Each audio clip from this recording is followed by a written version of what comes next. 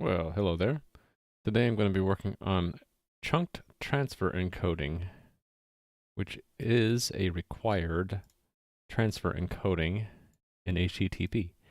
Transfer encoding refers to how you encode the body of a message in HTTP. And chunked is described here in the RFC. And it's basically used to break up the body into various pieces in order to, I guess, do things. Make a body that might not even have an end. So in other words, a stream. It's a poor man's way of doing streaming. But another reason would be so that you don't have to know the content length or the length of the body and when you're generating and sending the headers. So we found out last week that a bunch of websites actually use transfer encoding, or chunked transfer encoding rather, and my HTTP client doesn't yet support it. Since we're going to probably want to use this on the server as well, I thought I would implement this basic algorithm. Well, not that this is the algorithm, but this is the format, and the algorithm is described a little bit later here. Here it is, decoding algorithm. We'll write it in one place in the library and then use it for both the client and the server. The complicated part will be decoding. Encoding is not a big deal. So let's get started.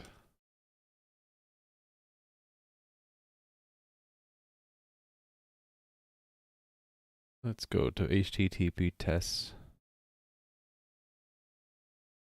Actually, you know what I'm going to do? I'm going to make a whole new class. So I'm going to go VS Code. HTTP.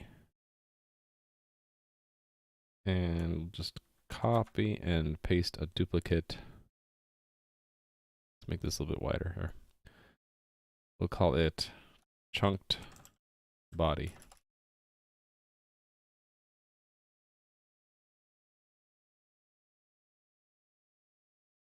Chunked body tests. So we're going to make a new class called chunked body.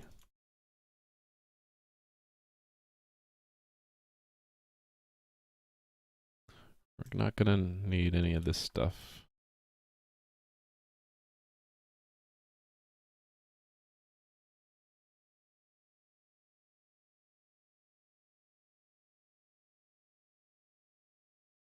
Chunked body.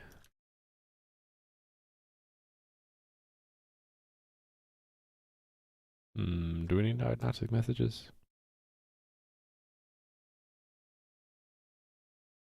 I don't know. Maybe. Well, let's take it out for now. Hi, Rally Monkey. Set up. Yeah, we don't know if we're going to need to do this. Which means I might not even really need a test fixture. This is the minimal test fixture, right? The thing you're going to test and then empty. Actually, now that I think about it, shouldn't this be override? Been forgetting to do that.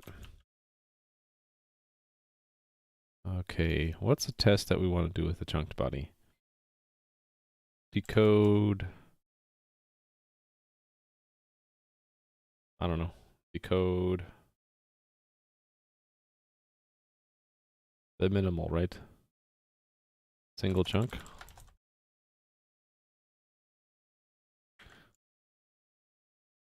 We'll define a body in a moment. Goes up here.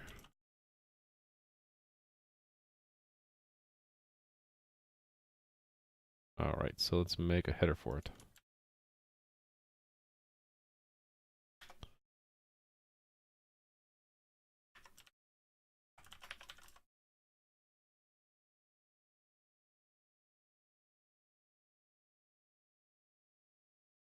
Probably won't need any of this, right? Need memory. Probably need string.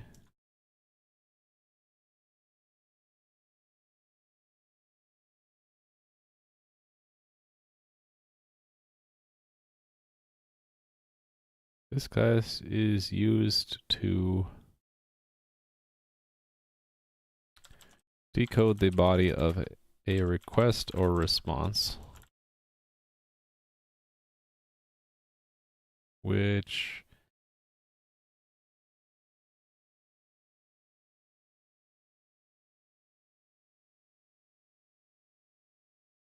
is using chunks transfer encoding as described by section. It's 4.1, right?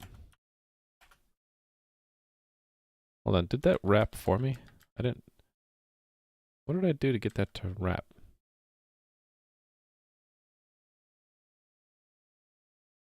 Oh, this is VS Code. That's right, it does that.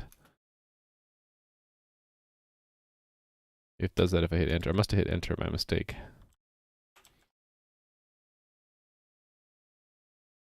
I have that on my list of things I want to do, is figure out how to, when I hit enter, see it automatically adds these characters. How to do that if possible in Visual Studio. Is it 4.1? Yep. Okay, so don't know what it's really going to have yet.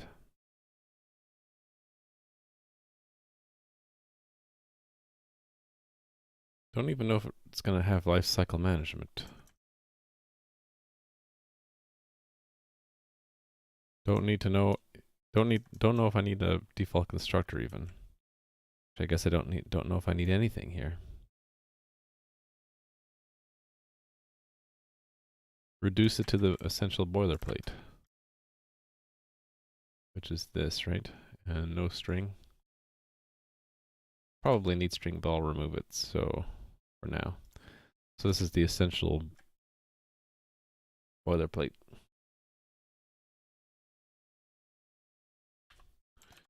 Chunked body CPP.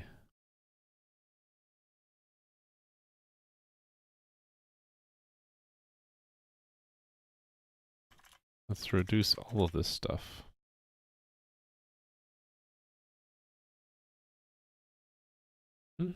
Mm-hmm.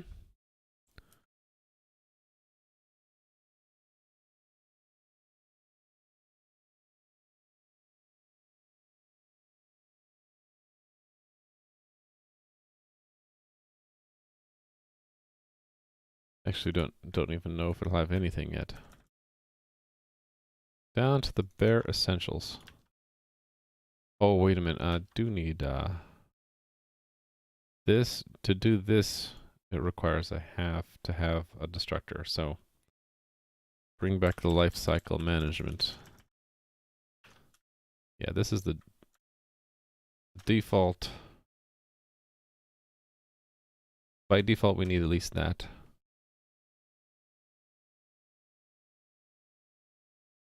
Delete every one of the four that aren't the destructor. I just have a destructor.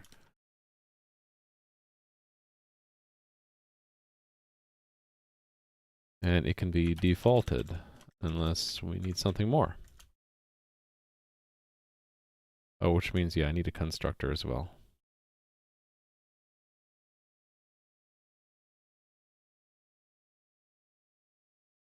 Default constructor.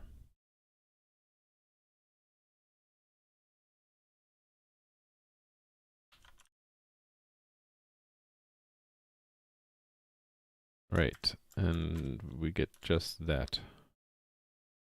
Mention it in the CMake. This is a chunked body, not chunky body. Because we're making a lean library here.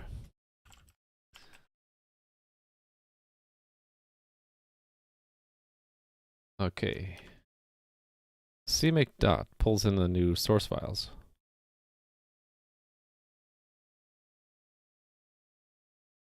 When I go to Visual Studio, it'll want me to reload the project. So chunked body shows up here, and here, and down here. Okay, it should build. And we can just run those tests if we want.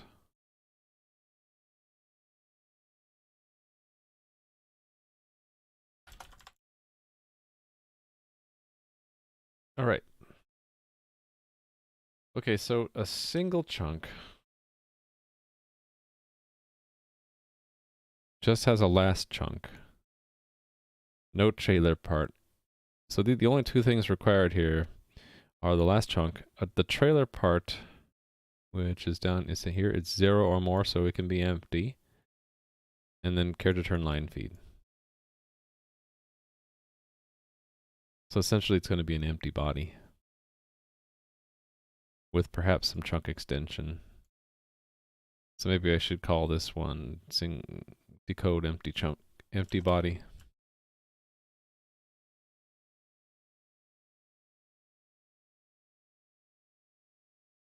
Alrighty. So I suppose we will have something called decode.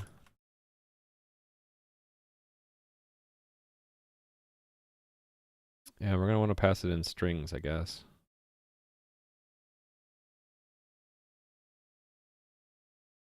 So 1 or more zeros, an optional chunk extension.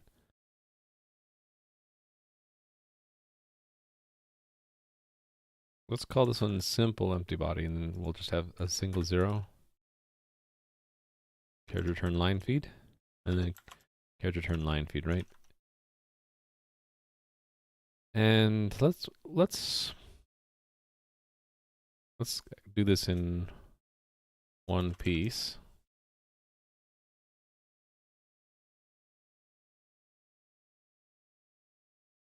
I'm kind of thinking ahead. I'm thinking that we might do it in 2 pieces. Or really, we can do it in 1 byte at a time.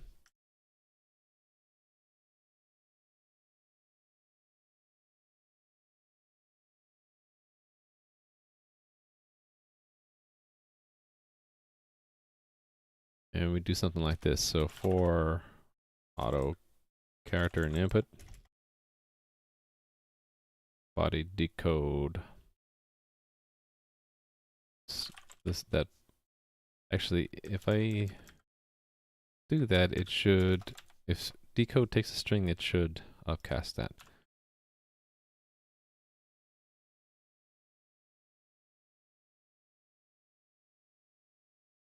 If I reduce that and then pass in the final character here, what I want to kind of see is it's not done, but here it's done. So assert false, assert true, minimally that.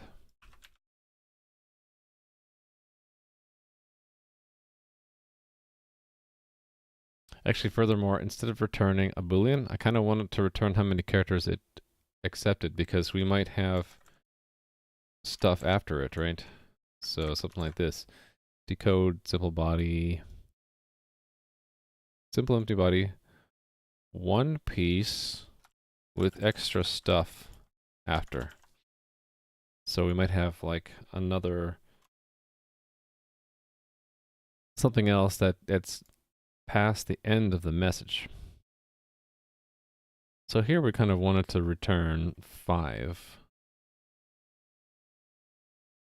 Because I want to know that it accepted 1, 2, 3, 4, 5 characters and then did not accept these characters. That means I want to change this to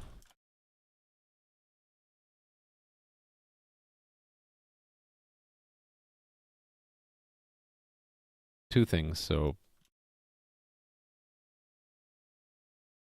that it accepts the characters and that it's done. And kind of like message headers, I'm just thinking ahead. For message headers, we had something in there that I want to do a similar thing here. It had this idea of state, so that we can tell the difference between if we're not done yet, if we're done and it was all good, or we're done because of an error. So I want to kind of have the same kind of concept. So we'll have that we expect this class's state complete for body get state. Was that what I did for message headers?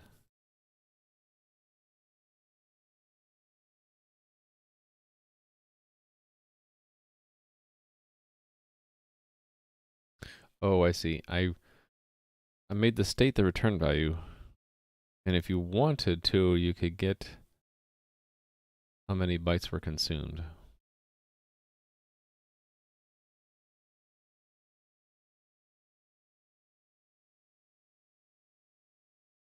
I kind of like this one better, where decode takes in some characters and tells us how many it actually took. And then if you want to know, you can ask it what its state is.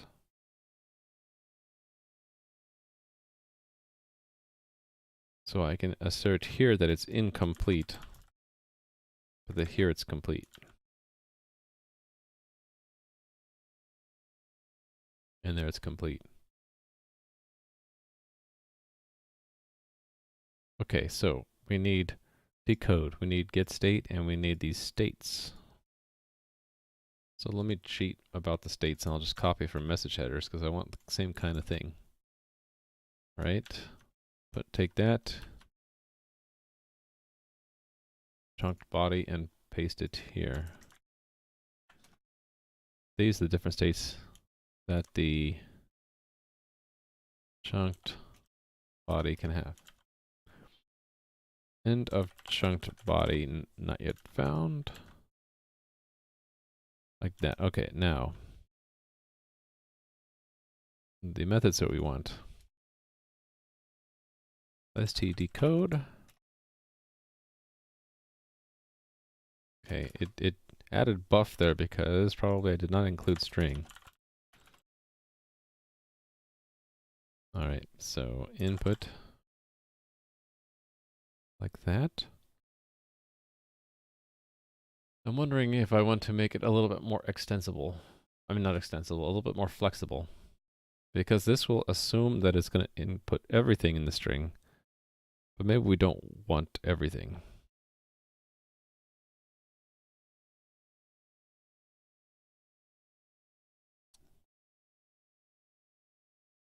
Maybe we want that by default, but then perhaps we want a way to say empty body 1p substring. Hey Doe, been reading Programming Principles and Practice using C++ by Jarn. I've also made some small programs in Qt. Do you have any suggestions what to do next?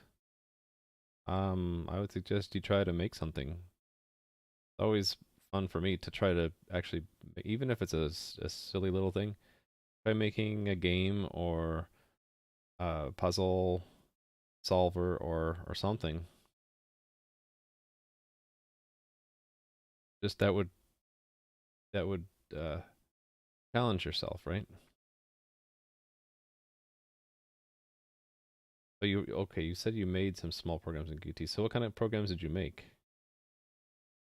Like, have you shown other people the programs? Maybe you get some feedback. Maybe people ask you to make changes and then you can get some experience on making design changes.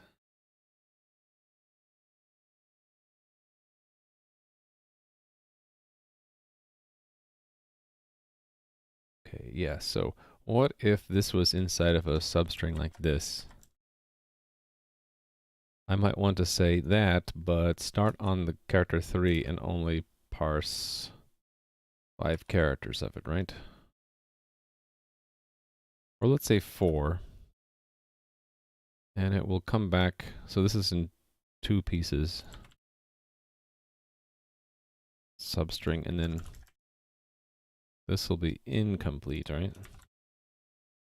And then we'll say 7, and then you can read 2 more, but it only reads 1.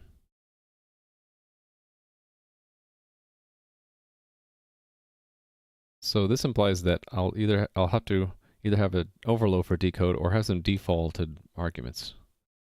I think I will make them defaulted. So size t offset and default is 0 and size t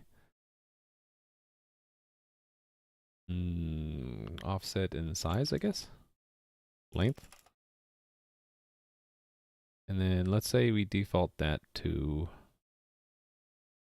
Actually, can I do this? I'd like to be able to do this. I don't know if C++ allows that. No, it doesn't. Let's use a special marker. Pause.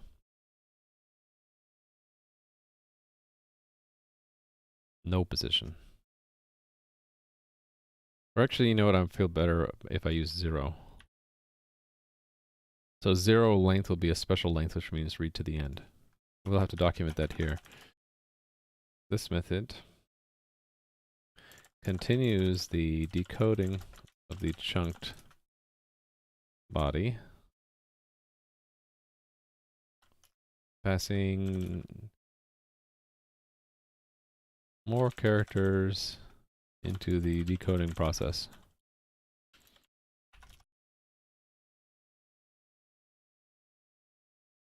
This contains the characters to input into the decoding process. 80 characters means I need to wrap it. All right. Offset. This is the position of the first character in the given input string, which should be input into the decoding process. Length. This is the number of characters to input into the decoding. Made a calculator in Qt and a text editor. For game, should use a library like SDL2. Sure. I mean, that's one thing you could use. What are some of the options? Like OpenAL for sound is kind of fun to work with. Try OpenGL for graphics. I got a lot of enjoyment out of just playing around with 3D graphics with OpenGL. There's a lot of tutorials out there you can start with. And since it's pretty low level, you can do it directly in C++. And it doesn't come with a lot of baggage. You can use just what you want from it and not be forced to use a lot of other things. If you want something a little bit easier than raw OpenGL, try GLFW. Let me look that up for you. This is kind of a neat library for open source multi-platform. I'm into that stuff. So it's like a wrapper on top of OpenGL, which kind of makes it a little bit easier to work with. You don't have to know like how do you do OpenGL in Windows versus Mac. It does a lot of stuff for you, and all it really requires from you is C++. So it doesn't have any other real dependencies other than C++ and OpenGL. So what was the other one? OpenAL. I like OpenAL for sound. And okay, this is the commercial OpenAL. So what you want to look for is OpenAL Soft. OpenAL Soft, which is the open source LGPL version, which forked off of what's now Sound Creative Labs. But this is a really nice, again, cross-platform open source sound library, and they have cool things like environmental audio and ambisonics, 3D audio. So Minecraft uses OpenAL, so if you wanted to play around with 3D graphics and sound, which are like what you would need for like a little game, then I would definitely try OpenAL and try GLFW or just OpenGL directly. You don't even have to make a game. You could just be playing around with just make a graphics demo or sound demo. I like programs that bring in either audio or video because I think it makes it more interesting. This is the number of characters to input into the decoding process. If 0, all characters in the given string from the offset to the end of this string are our input. With GLFW, you won't learn OpenGL directly, but it will get you started. Like, it'll let you create an OpenGL context, and you won't have to worry about how to create it in Windows or Mac or Linux. Once you get the OpenGL context, in order to figure out how to use it, you would need to look at some kind of tutorial. But there's lots of tutorials out there. So like if you look at OpenGL tutorial, let's see if I can find the one I picked. It might have been this one. Basic tutorials. Yeah, so I recommend this one. This is the one I started with. It starts really basic. Open a window. And it shows you how it's using CMake and all that, so stuff that I also show on my stream. And it just shows you, like, that's the first example, is opening a window, but they show you how to build it on Mac, on Linux, on Windows. And then, it starts off really easy and smooth so you don't get overwhelmed. So it's like, first you draw a triangle, right? And then it shows you, okay, with the shader, you can make the triangle draw in a different color, right? And then you need to understand a little bit of linear algebra. So if math is scary, it might not be the thing to do, but I kind of like linear algebra because you can apply it directly to 3D graphics. So you can actually get your code doing all sorts of interesting things pretty quickly, as long as you're not afraid of a little bit of linear algebra and you follow along the tutorial. So, and they teach you a lot of interesting things, like drawing order, Z-buffer, frustrums, perspectives. I think by the time you get through this tutorial, I got through this tutorial, I had like kind of a virtual world thing going where they show you how to use the keyboard mouse, basic model loading, basic shading, and you're already like drawing your own little virtual world. So like you might bring in a model like this, and with the keyboard you can move around and inspect the model, and let your imagination take you wherever that goes. Like I ended up making a dumb little Minecraft clone out of the basic stuff I was learning here. Yeah, but they go into some little bit more advanced stuff. I wouldn't say they cover everything you might want to know, but it's a good start. Do they even use GLFW? This might be how I found out about GLFW. Oh yeah, this is probably how I found out about GLFW, because they say we will use GLFW. So yeah, recommend this opengl-tutorial.org. Okay, what are we going to return here? The number of characters accepted into the decoding process. Hey, you're welcome. Is returned if this is less than or equal. Actually, it's always going to be less than or equal to. Check call get state afterwards. Maybe we should make that, well, yeah, maybe we should make that part of a note and not part of the return value explanation. Note, not to do. Call state afterwards to determine whether or not the decoding process encountered an error,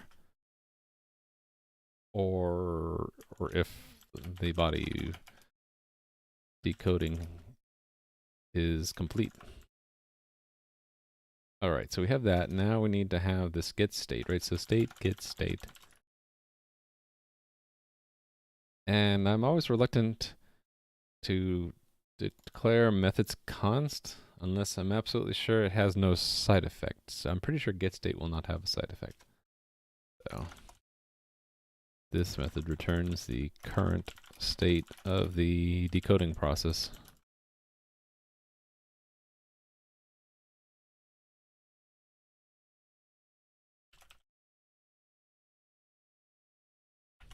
Oh, you know what we're not doing in the actual tests? We're not actually getting the decoded body out, so let's do that. So it would be assert equal to empty string body dot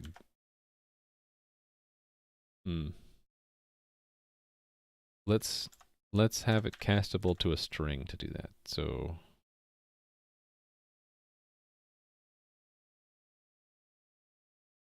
yeah, because the thing is a chunked body, I should be able to just cast it to string and get the decoded body, right? Either that or it would be get decoded body. No, decoding is a process that it goes through to build itself. So, but we should probably cast to string. And we'll do that in all 3 places. Why not, right? 4 places. Which means we'll have to have an operator standard string. Const, I suppose. This, okay, this method returns the contents of the body. Contents of the body is returned.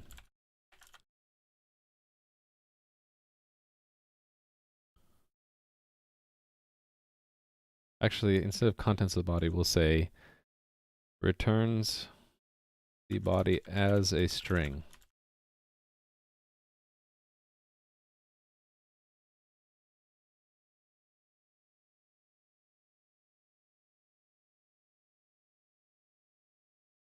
Okay.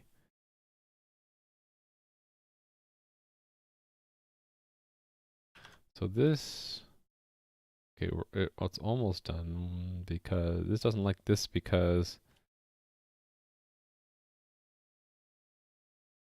right, okay, so I guess we will have, let's have, this is sort of a helper.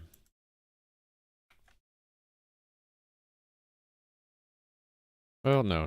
Why bother? I will just, I think it's string 1. I always get this wrong though. I need to look up in the manual. The string constructor that forms a string out of a single character is the 1 go first or second? Oh man. This happened yesterday, like it like decides to download the manual, but it won't show me the previous version. It just makes me wait. And, you know, screw that. So let's go cpp.com, I guess. No, what is it? cppreference.com. Alright, so I'm going to search for string and constructor. Okay, it's count and then character. I had it backwards. Count and then character. Alright, so this all should compile. So next we're going to provide bodies for these methods.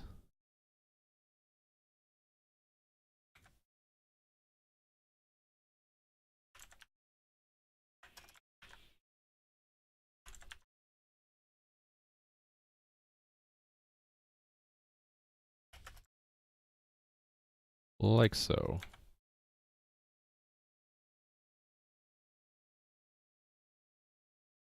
Okay, this one, say auto, just so I don't have to say chuck body twice.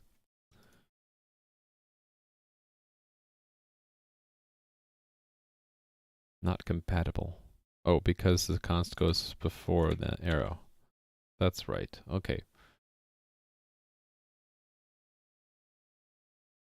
So we'll make just a naive implementation here that won't pass the test but should build to start with. So that's state complete return empty string. All right.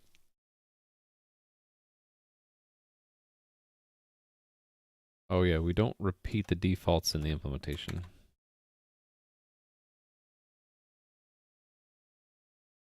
Okie doke. So actually, let me rebuild this once. I thought I saw a warning, but I guess I'm wrong.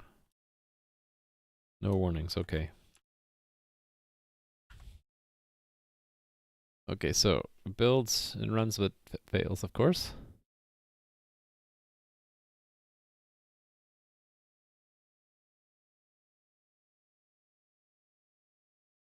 All right, so to do this right,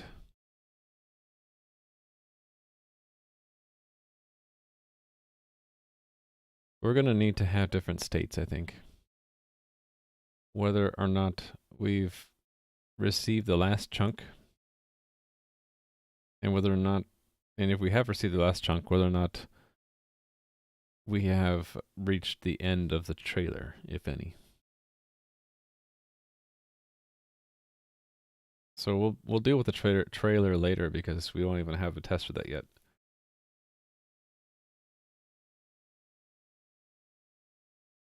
For now, I think we'll just expect the last chunk. Actually, no, that's not a good idea.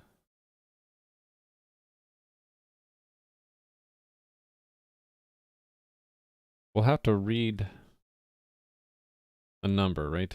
And all of these tests have a single zero. Let's change that a little bit. Decode simple. So instead of simple, it's empty body. Multiple zeros. Because that is allowed. According to this, it's one or more zeros. Right? Okay, that's 5, 6, 7, 8, 9.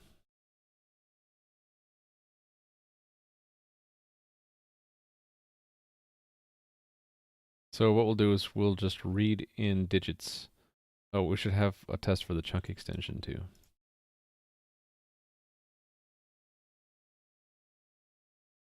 Decode empty body with chunk extension. So still multiple zeros, because why not? And then we'll have chunk extension is, if there is one, it's going to be a semicolon and then a name, which is the token, and then possibly equals with another token or quota string. So we should probably test all of these. With chunk extension, no value.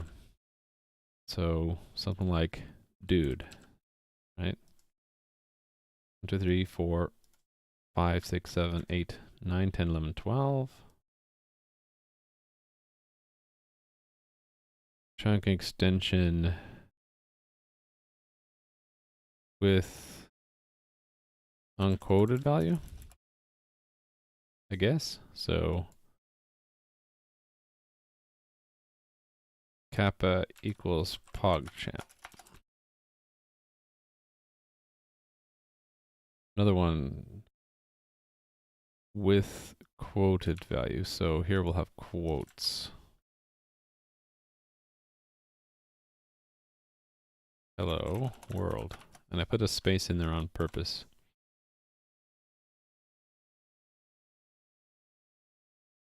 Okay, I need to count these correctly though. 1, 2, 3, 4, 5, 6, 7, 8, 9, 10, 11, 12, 13, 14, 17, 18, 22, right? Actually, I can look at what column I'm in. 32 to 50, so that's 18. Plus 4 is 22, okay. 32. Now these count as 2 characters. 59 minus 32 is 27, which is really 25, 26, 27, 28, 29.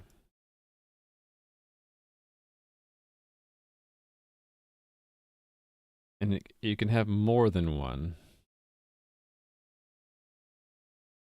By the way, I should look up what token can be. I don't know how elaborate I want to be with these tests, actually. With quoted value, how about multiple chunk extensions? And we'll just get really ridiculous, so it would be foo equals bar, cap equals hello world, spam equals 1, 2, 3, 4, 5.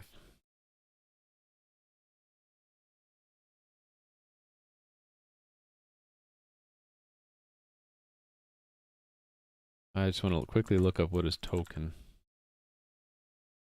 Token.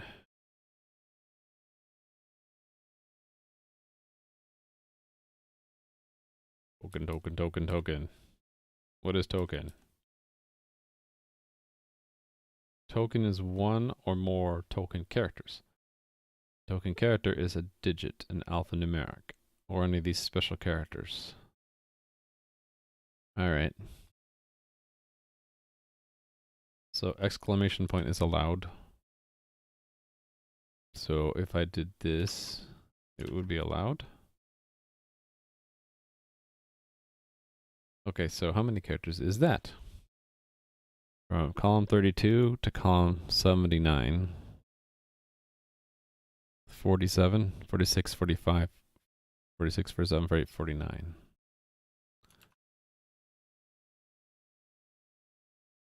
Alright, so gotta do this decoding now, y'all.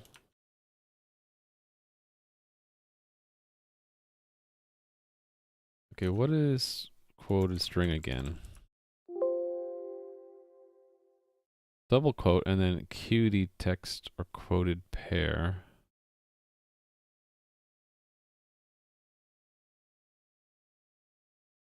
Huh.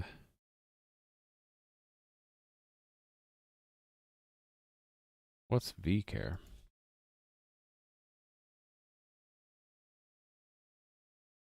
Any visible character. Okay. Horizontal tab, a space.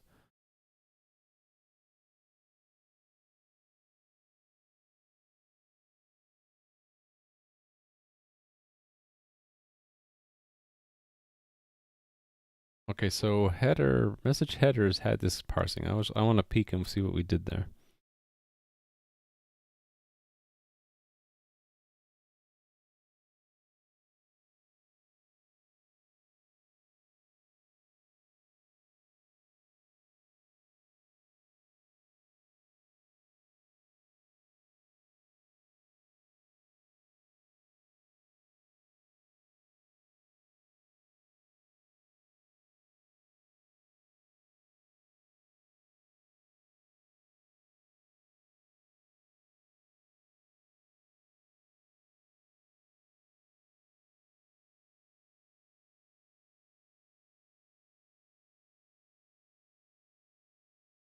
I think it actually wasn't very strict about the token characters.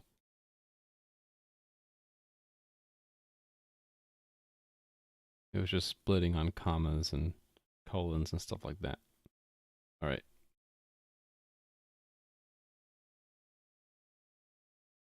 I guess we'll start off not so strict.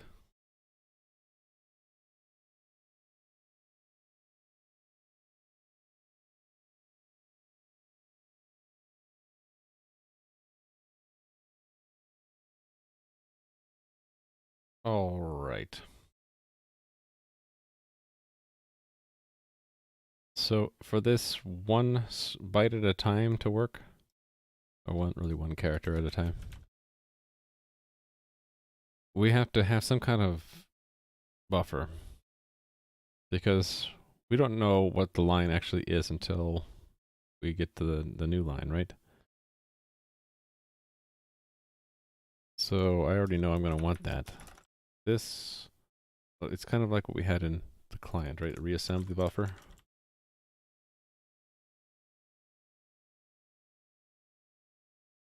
This buffer is used to reassemble fragmented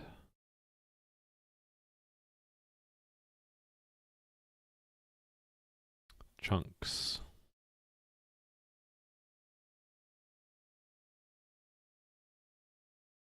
And let's have another string for the actual, this contains the actual decoded body.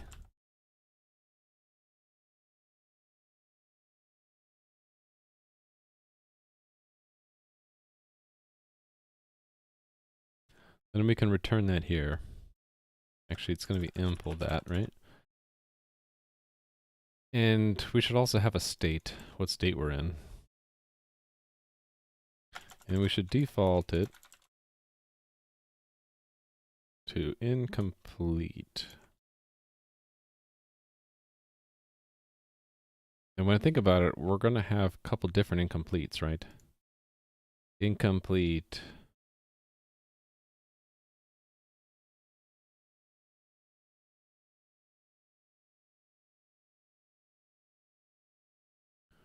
Instead of incomplete, just referring back to here. 4.1, please. We could still be reading chunks. We could be in the trailer part. Those are really the two.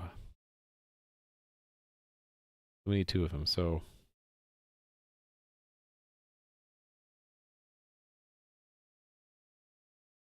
Building chunks. Or decoding chunks. Decoding trailer. End of chunks not yet found. And then this is end of trailer not yet found. End of chunked body and trailer found. Alright. So going back to the test, I need to change something here. Yes, so this will be decoding chunks instead of incomplete. Alright. So we can default it to decoding chunks.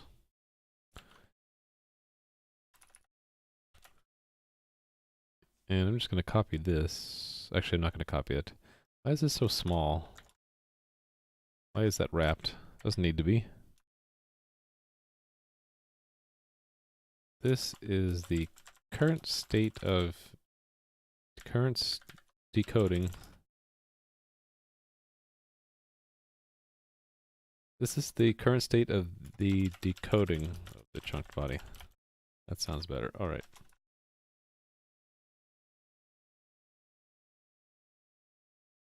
Okay, so it's going to depend. It depends on what state we're in, right? So if impl state equals state decoding chunks, we're going to do something. And we might get further, and we might be decoding the trailer.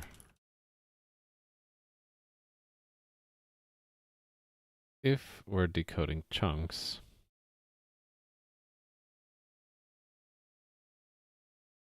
actually, hold on.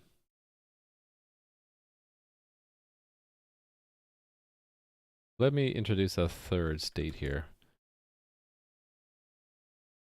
So we might have read the line. So if we look at what a chunk is, there's the chunk size extension, and so there's that line. But once we get that line, then there's this chunk data, which is number of bytes equal to this chunk size, right? So we might be still in the midst of reading that. And actually, there's an extra character turn line feed there, isn't there? We'll just expect to read 2 more bytes than the chunk size. If it's not the last chunk, right? So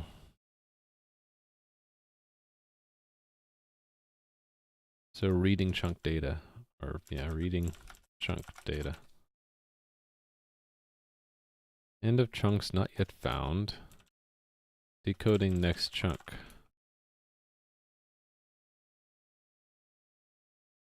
Chunk size line. End of chunks not yet found. reading next chunk data. So that's what I kind of want to be starting in. No, this we're starting in, right? If we're reading chunk data, then we need to have like a size. Whoa, size. Oh, size, by the way, is in standard def. And while we're at it, we're using string, right? So we should have string size t. Current chunk size. So if we're in the reading chunk data state, this is the number of bytes total in the current chunk. What I'll do is I'll just have the reassembly. No. Might as well put it directly into the decoded body. Actually, now that I think about it, this ought to just be an O string stream. So S stream. Oh, why did I have an H there? I don't know. Okay, we'll make this an O string stream.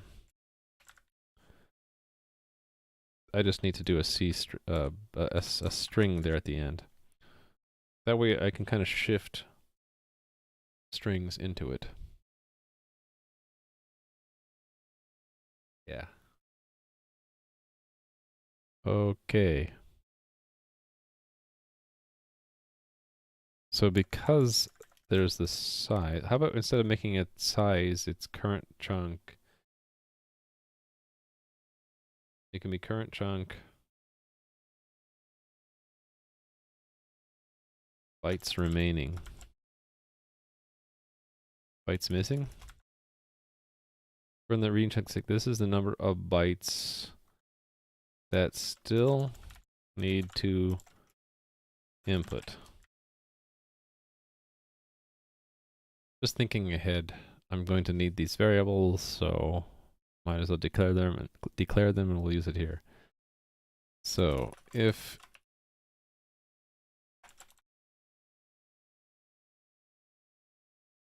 reading chunk data, and it can bounce between these two, so we should probably do this while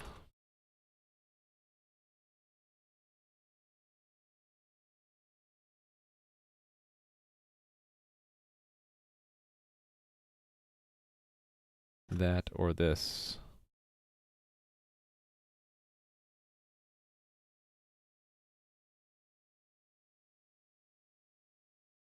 Actually, the trailer we can loop too. What if we do while it's not equal to complete or error?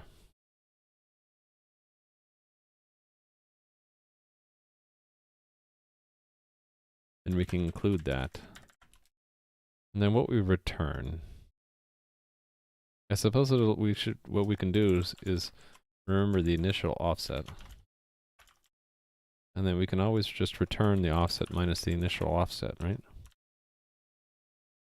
Okay, so when we're decoding a chunk, we need to reassemble the line, right?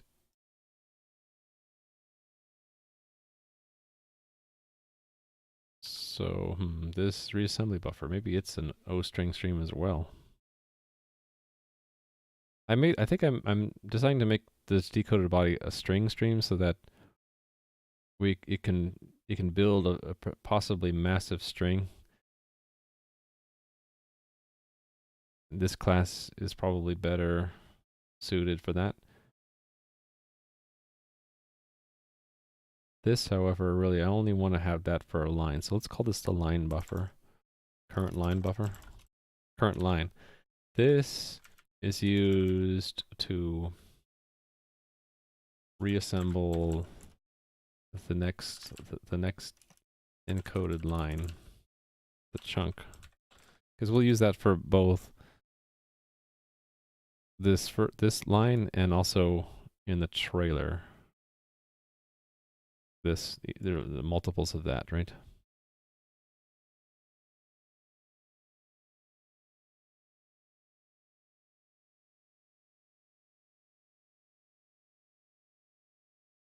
So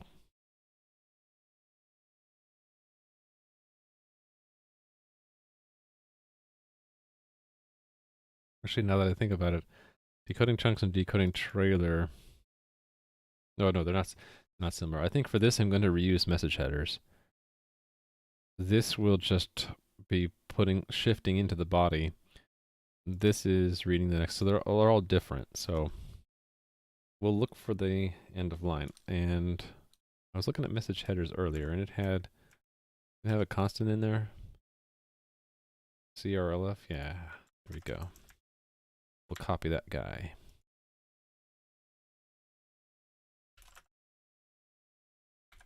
This is the required line terminator for encoded chunk body lines. For lines. CRLF. So we can say line end equals input.find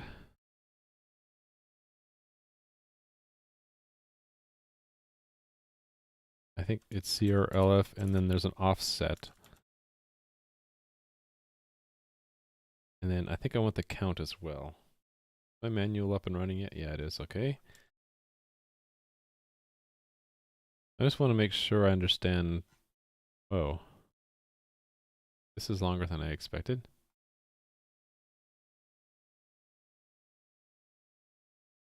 Oh, okay.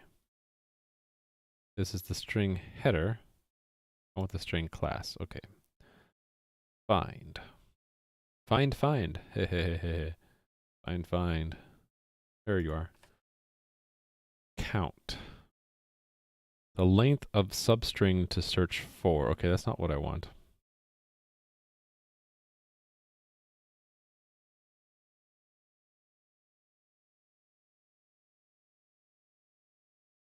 I wanted to limit the search, but I guess I don't need to. I can just say that.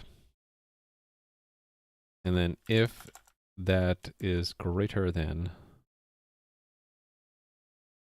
let's make this length, let's call it the end offset. Offset plus length. If it's greater than, actually greater than or equal to the end offset minus CRLF length,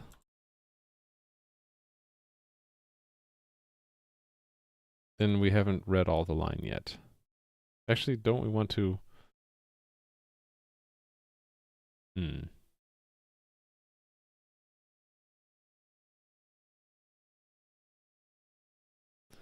I'm thinking back to how we have this test.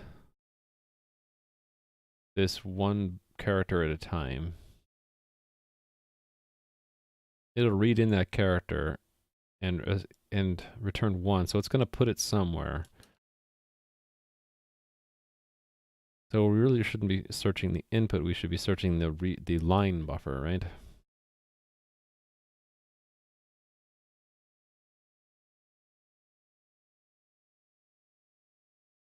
Okay, let me think about this.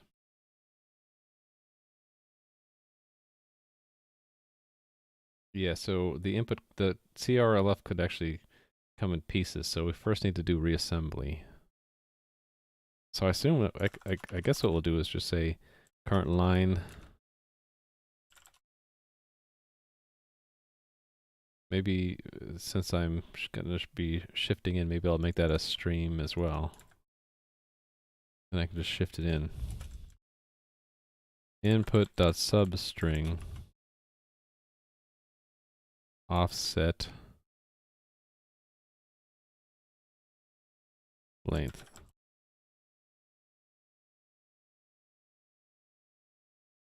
It's just it might shift in too much.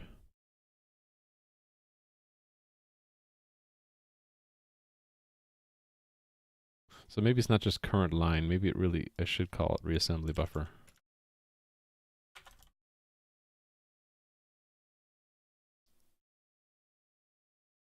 This is used to reassemble the encoded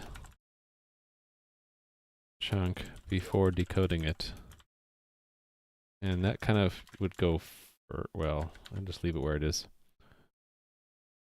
The idea, to rename it, is that we would do that first.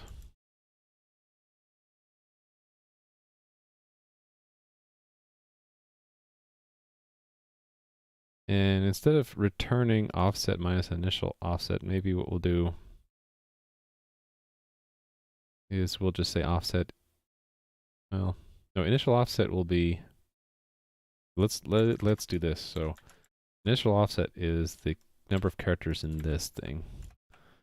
Length, can I say length? Size? In a string stream, can you get how much is in it? Oh, string stream.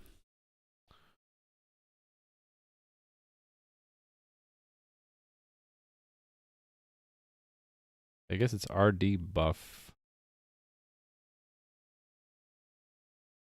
position, right?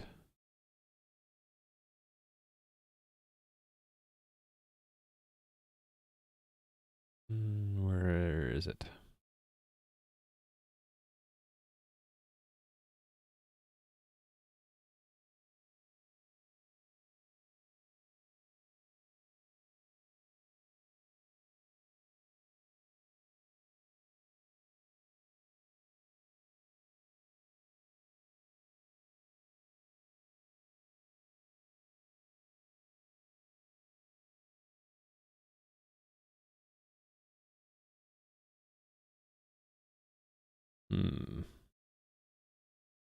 Not sure.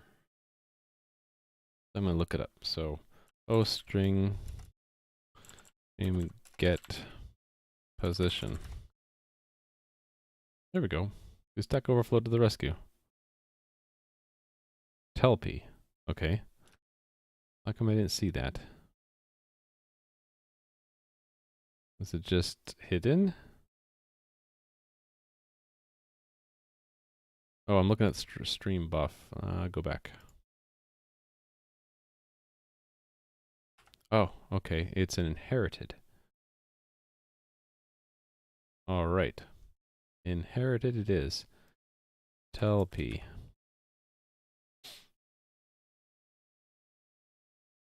So it's then again telp minus initial offset. No, that's not right.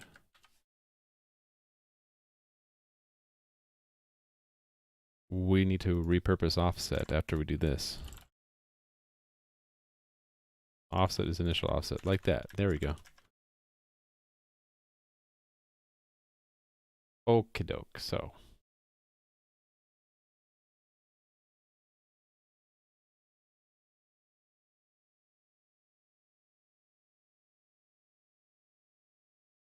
After we shift in, so I don't suppose string stream has a find. Maybe it's not a good idea to use string stream.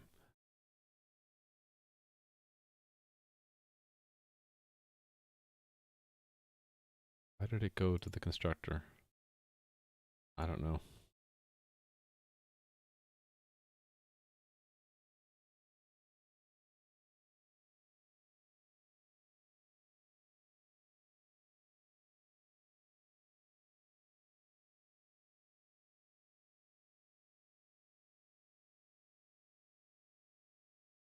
I guess we'll have to use str. So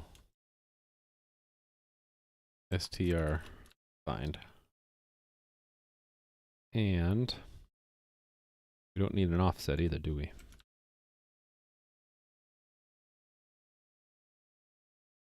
Okay. Find, what does find actually return?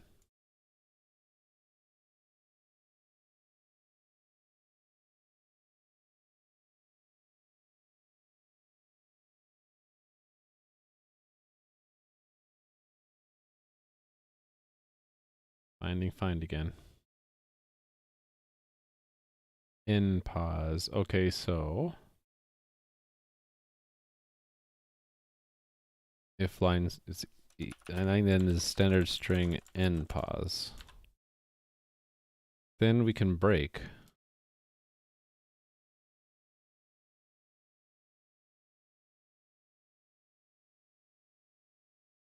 Actually, we can advance the we know we haven't reached the end of the line yet, so we can advance to the end.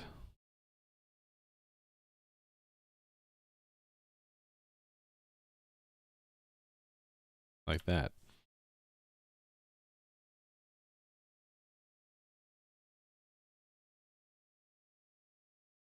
If we do find it,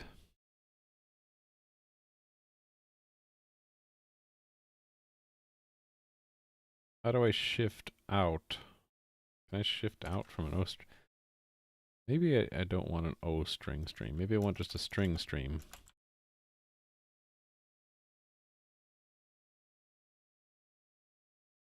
Oh, if there is no IO string stream?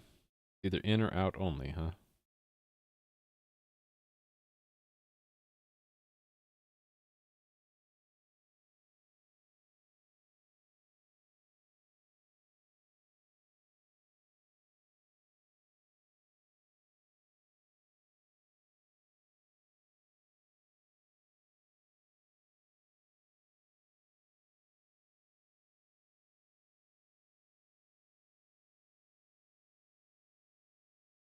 Hmm.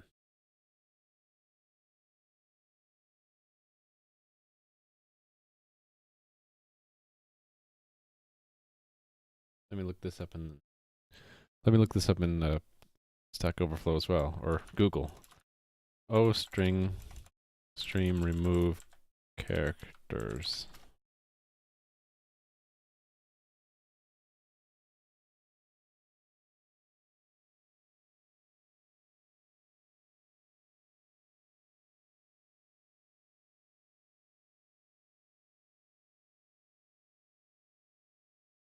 Okay, so it's really not suitable for what I want.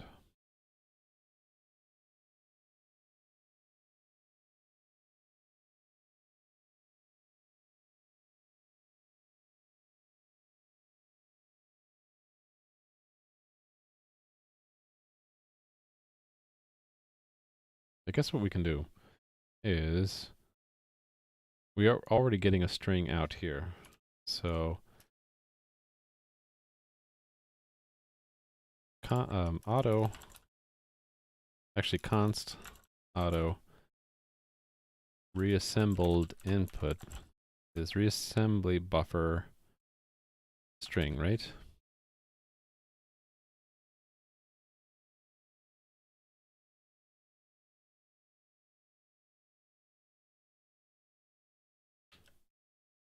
Then what we can do is we can reform this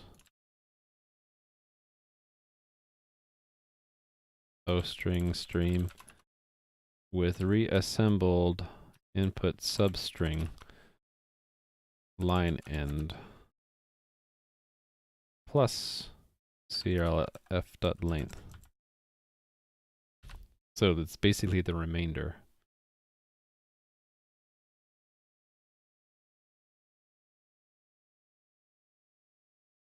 And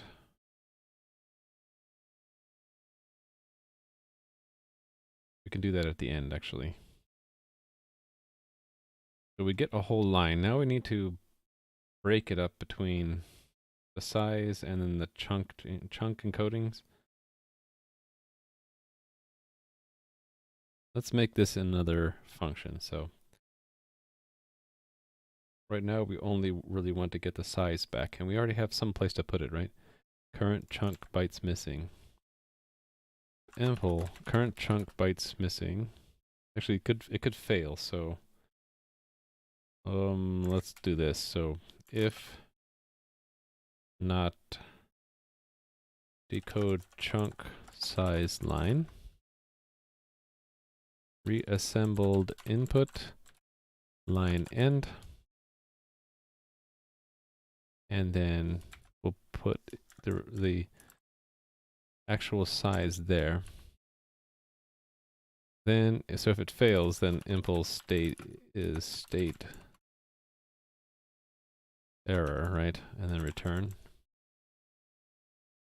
Break is fine. Okay.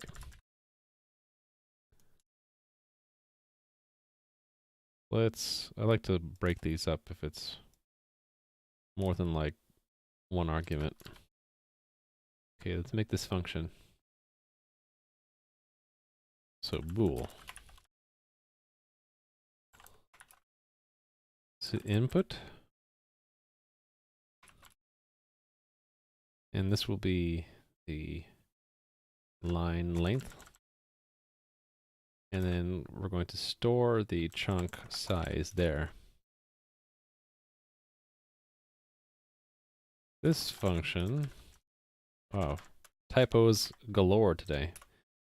This function decodes the given line of input as a chunk size line. This is the string holding the line of input. Line length. This is the length of the line of input.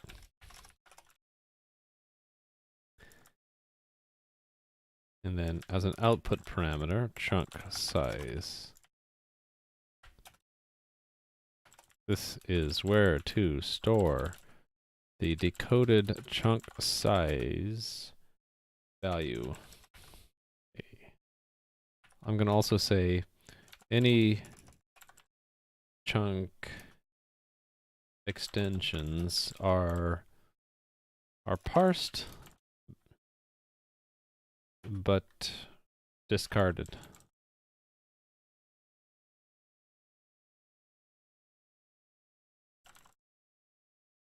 An indication of whether or not the chunk size line was successfully parsed is returned.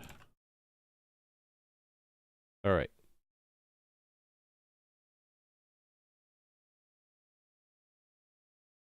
So I think what we'll do is we'll have an offset and we'll say while offset is less than line length. And then we'll end up returning true if we get there.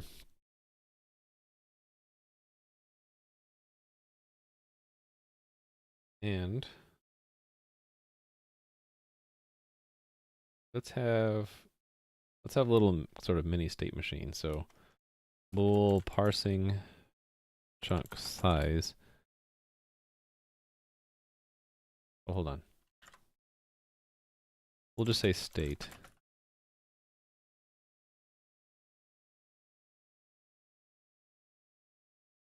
And actually then instead of doing a loop, what I'll do is I'll say for offset equals 0, offset is less than line length plus offset. We'll just read it one character at a time. And you'll say if state is not equal to, or whatever end state is. Let's just call it 1. Return false. Actually, we'll just turn this in. This should be here anyway. We'll just say return the expected end state.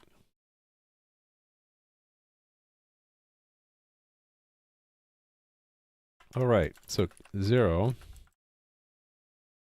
This will be chunk size. Still reading the chunk size, right? So let's initialize. Well, yeah, initialize chunk size. Chunk size can be, it's like a hex digit thing, right? So we've done that kind of parsing before. Where was that? I'm trying to remember, where did we parse hex digits? I guess I could just search for it.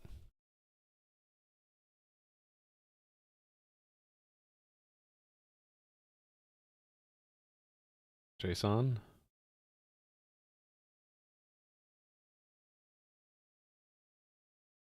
URI.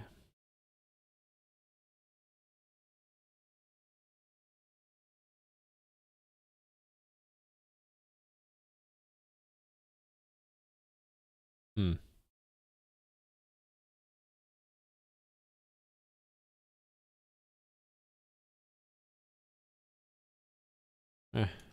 Trying to cheat by copying. But no such luck, so we'll just type it fresh here. So kind of want to abbreviate this. So C is the input at the offset. So if C is between 0 and 9, or if it's between capital A and capital F, or it's between lowercase a and lowercase f. Otherwise, we will return false, just break out. Actually, no, it's not quite true because there are a couple other valid things we could run into, right? So, it could be chunk extension, which is a semicolon. Or it could be, we could actually hit the end of the line, which would be we fall out and we're in state 0. So those are all the valid states. So we'll make this, the 0 is a valid state right now. So if we hit a semicolon, we will go into the state of parsing a chunk extension name. Possibly with that, right?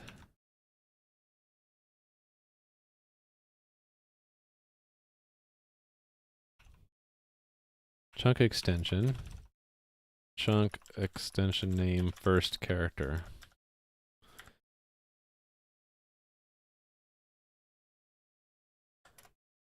And then we'll want to have another state, not first character. And then if we run into this equal, will be an extent value.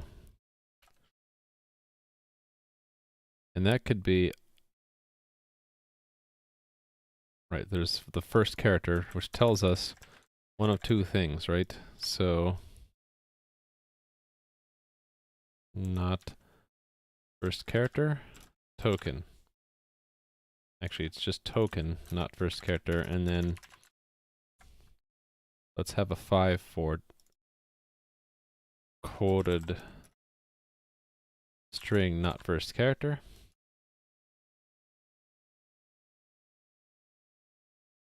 And then this token gets terminated if we hit another semicolon. For a quoted string, it actually gets terminated if we hit another double quote. And then after that, so we'll need a special case here for 6. Quoted string. Actually, it'll be it'll be at the end of a chunk extension. Next character after last extension. So we'll expect if we do get another character, it'll have to be a semicolon.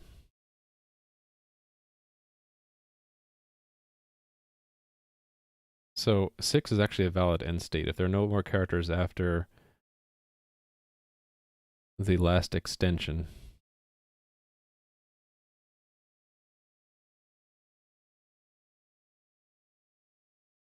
Any other valid end states?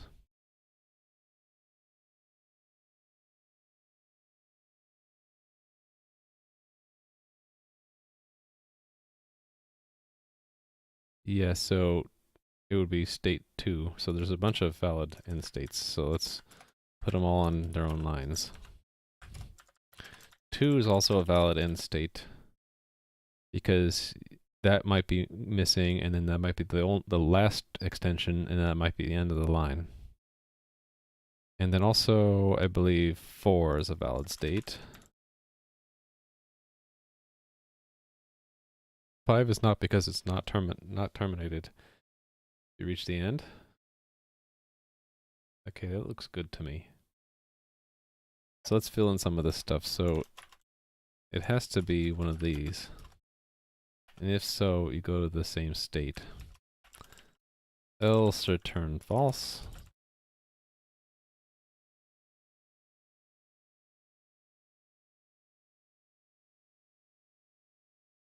Okay, so first character of a chunk extension name, that's a token thing, right?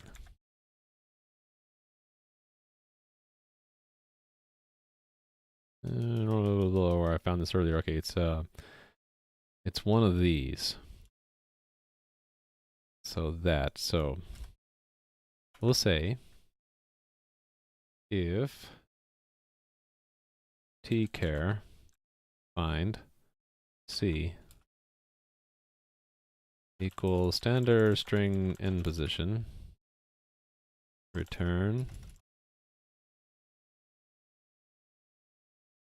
Yeah, so it has to be, we have to have at least one character. And this is tchar, by the way, so const standard string tchar. So it's bang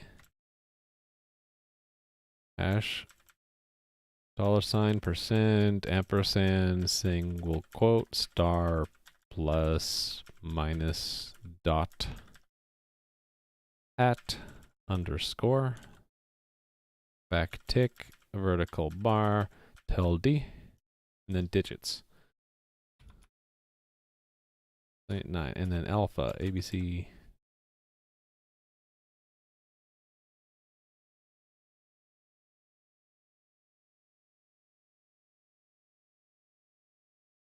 There we go. These are the characters which are valid for use in tokens. All right.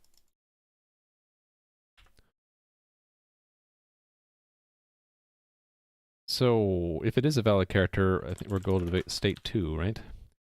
And then state 2 is a little bit different, because if it's the equal sign, state goes to 3. Is that the only thing it can be? So it was chunk extent val. Here. It could be a semicolon again. Then we go to state 1. Otherwise, it has to be a valid tchar, right?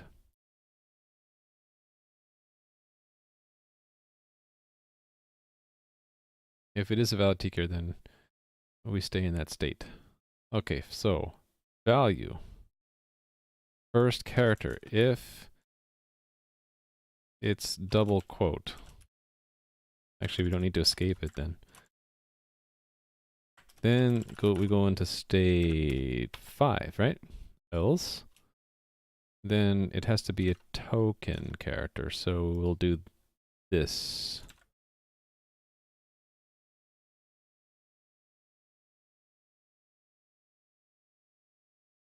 And we go to state 4. Actually, 4 is similar to 2, only it can't be another equal.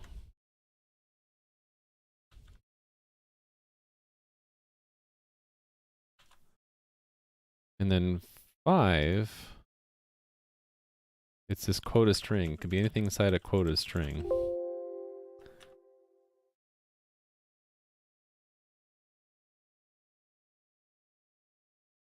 So, if again it's that, then state equals 6. Else, okay, so it could be any of these characters, but it could also be this quoted pair. So actually we'll need another state. What's anything moved to 6 yet? Yeah, so let's make that a 7. 7, 7, and 7, and then we need a special state here for coded string, second character of quoted pair.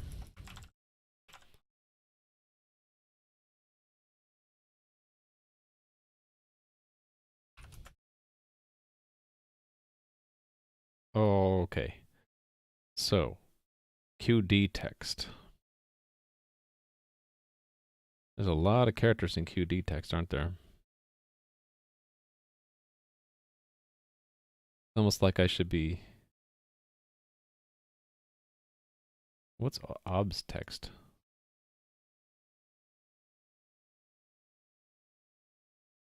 Okay, it's just a range. So, let's just copy this.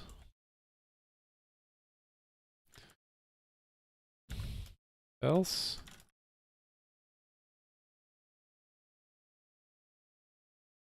So we'll see if it's not in this range. So if C is not equal to a horizontal tab, which is that, and it's not equal to space, and it's not equal to bang, and it's either less than 23 hex or greater than 5b hex, and it's less than the hash, is that right?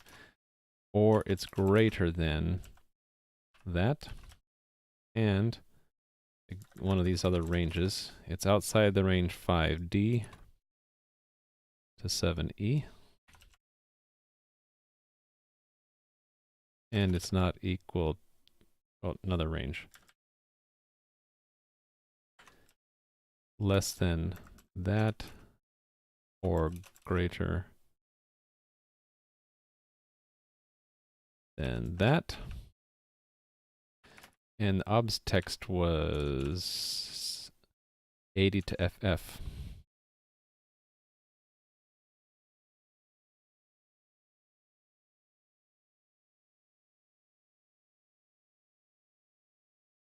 And it can't be greater than FF, can it?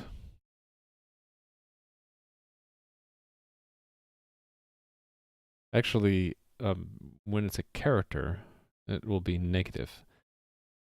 So between 80 and FF, it'll be negative. So if it's greater than 0, right?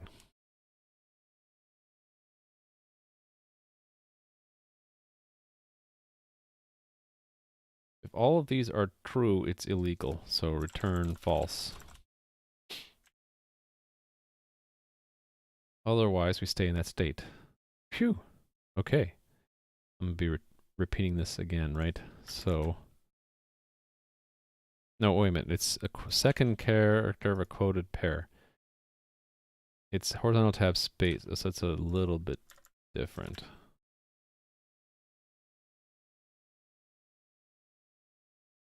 Horizontal tab space vchar. Oh, that's visible characters, isn't it?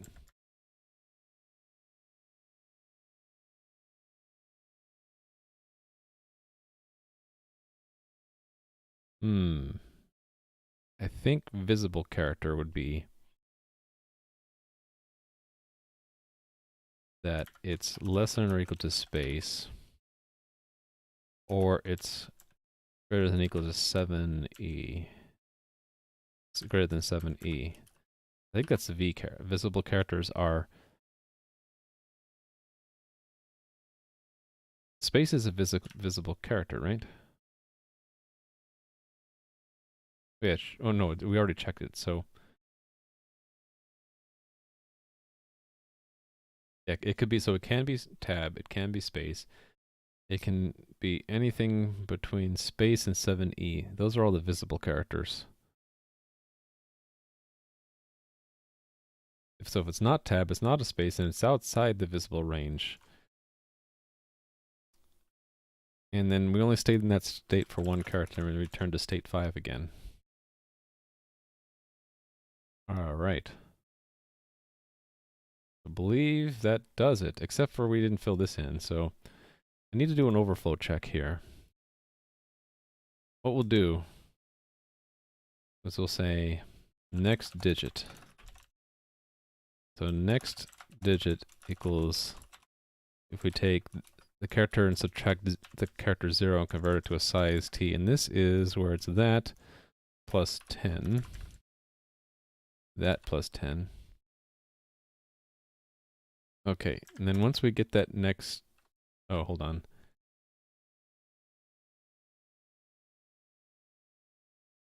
This we should do a continue, because I don't want to push the next digit on here, so do an overflow check, and there was the good way to do overflow check. Let me look that up again.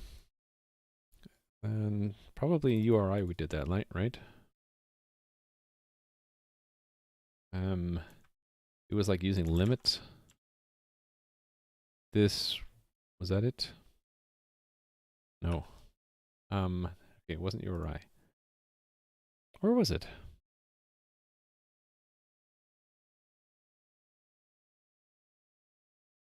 Was it in the server? It might have been in the server.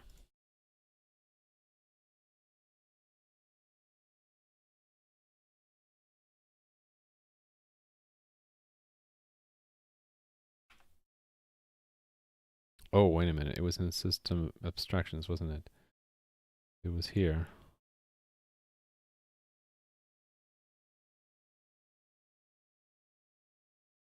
Yes.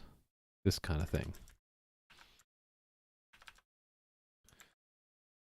Which means I need limits. H.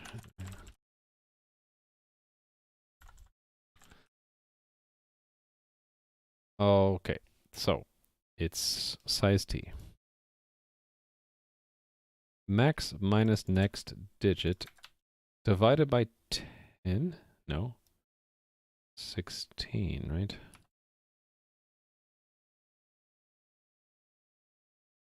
Is less than the chunk size, then return false. It's an overflow.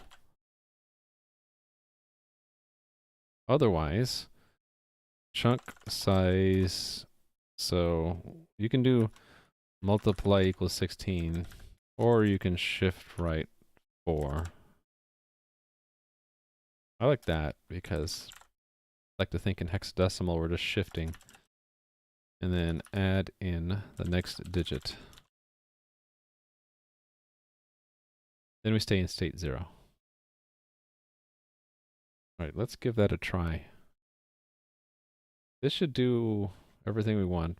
Right now it's discarding these chunk extensions. We could later modify the state machine to do something with those chunk extensions if we wanted to. Right now it's just passing it in. And then it puts the remainder back into the reassembly buffer. Oh, we should change the state, shouldn't we? So if impl chunk, current chunk missing bytes, that means it's the end chunk. Then the state will move the state to reading, decoding trailer, right? Else, it's reading chunk data. And then reading chunk data. It's going to be, if the it's going to be, okay, first, I know what we'll do. So we'll do it here. Oh, wait a minute. We put it in there.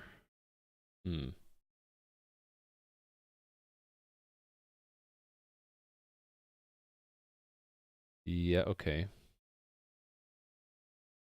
So we don't have to do it there. We can do it here. We will say if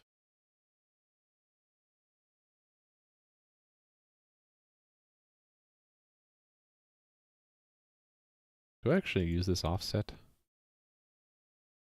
I don't think I use that offset at all.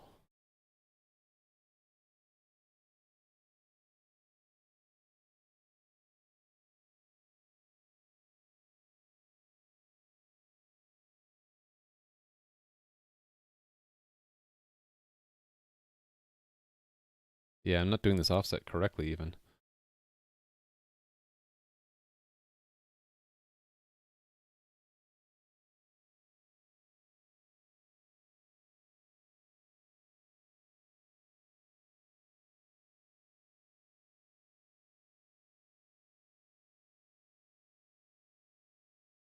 Okay, I'm not even going to use reuse offset. I'm just going to keep track of.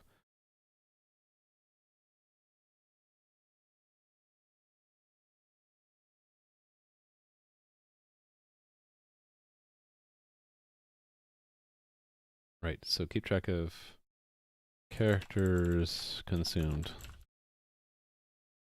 That's starts out with 0 and then we'll return it.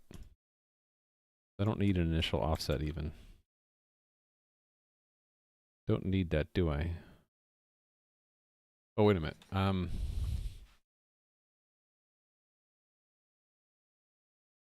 do need that.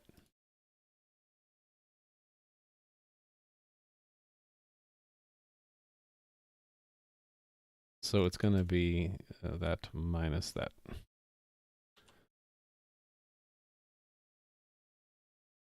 And it's not initial offset really, it's characters previously consumed. Or characters previously...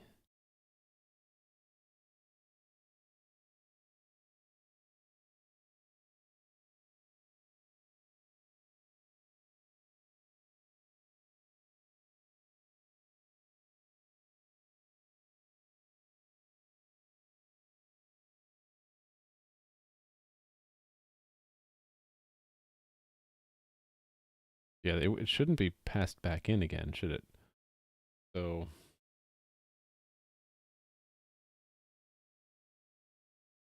Yeah. Okay, so previously consumed.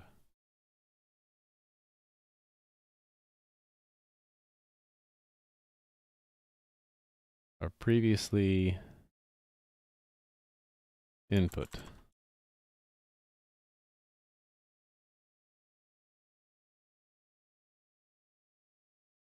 Not even that this was previously input, is it? I'm trying to just pick the right name for this.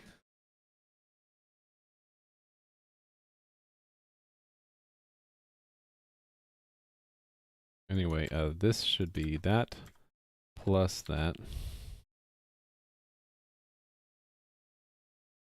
Oh, wait a minute. No, it's not quite right.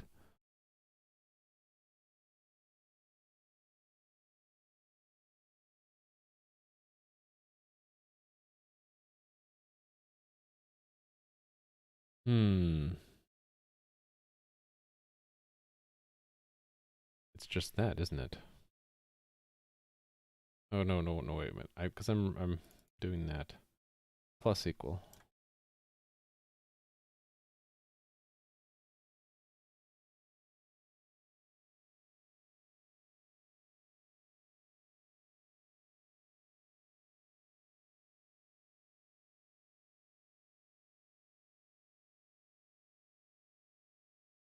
Actually, why am I bothering to even calculate that? Shouldn't I just always return?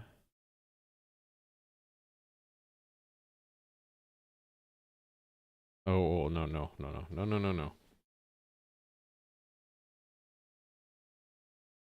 I'm having an internal debate with myself and you're only hearing half of it. I apologize for that.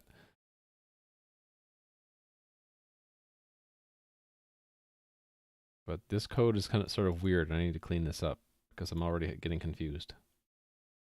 Characters previously input is what we already have in the reassembly buffer. Then we shift in the new stuff.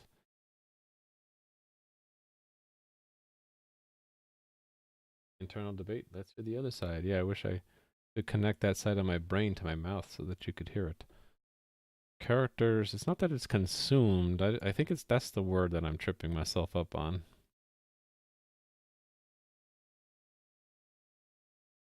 What do we say in the header here? Accepted. Accepted. I think I like that word better. Right, so we're always accepting more from the reassembly buffer. And it's the number's accepted, right? Oh, no. Previously accepted. So some amount we accepted this time minus, we don't want to report that we accepted the ones that we previously accepted as well. Okay, so right, accept, then more, and then break out.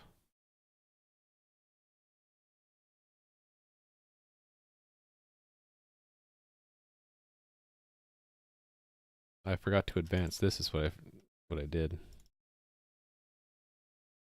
Plus equals line end. Really, that's one complete statement there. If we couldn't find the end of the line, then just accept all of it. Otherwise, accept to the end of the line only.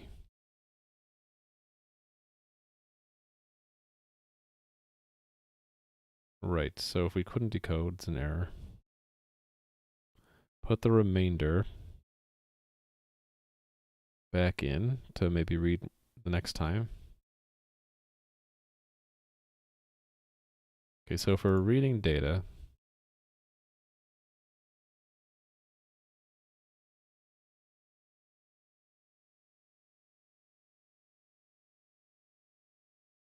this is the number of bytes in. Characters, really it's bytes. The characters, no, really it's chunk data already available. Is that?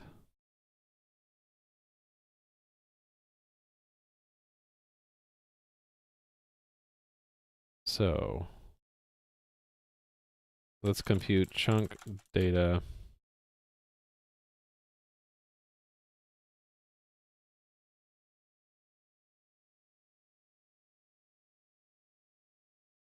Let's say it's available from input. Chunk data missing is the current. Okay, we already have that. So it's just if chunk data available from input.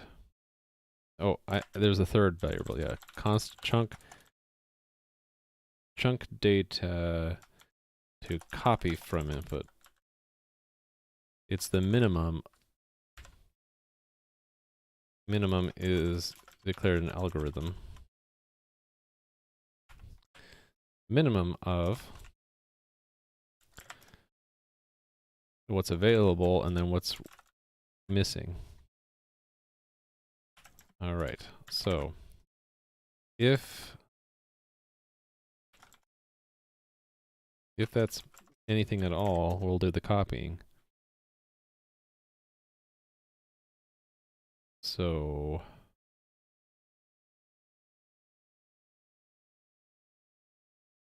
const auto this thing here, reassembled input.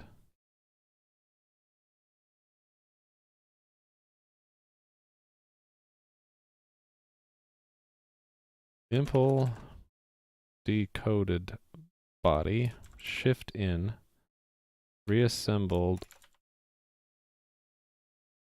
Well, let's avoid doing a substring if it's the same. So if reassembled input length equals chunk data to copy from input,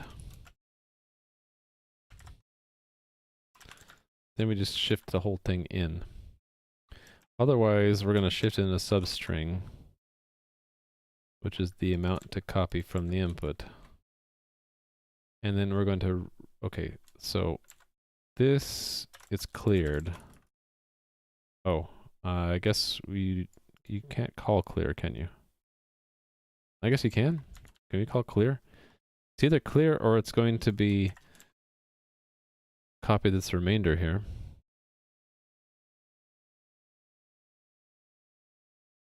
The remainder will be substring this.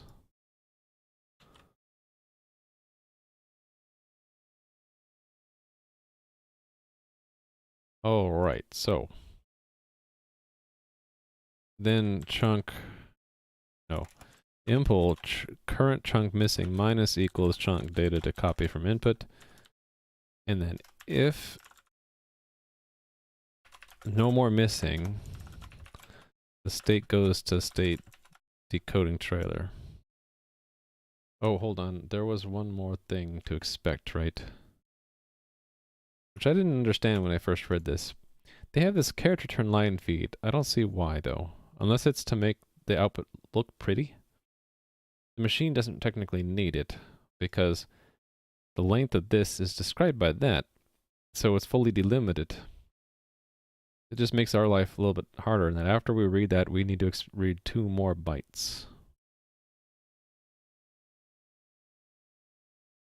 So, hold on. I guess I'll make another state for that. So, go to definition of this. We're saying chunk data, chunk delimiter, and a chunk state reading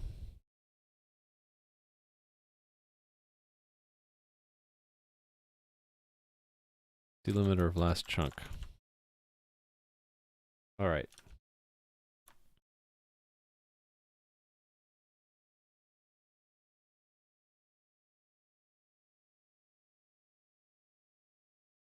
Hey, we don't go to decoding trailer either, do we?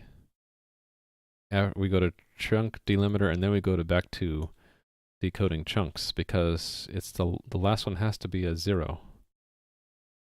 What's wrong here?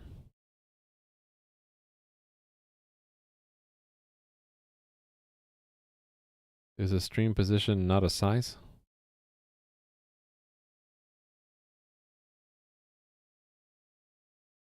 Maybe it can be signed. I don't know. All right, so reading chunk delimiter. So let's make a state for that.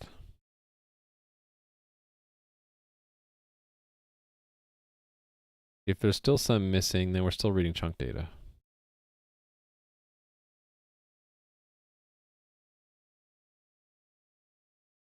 And actually, we should break out early if this is empty, right?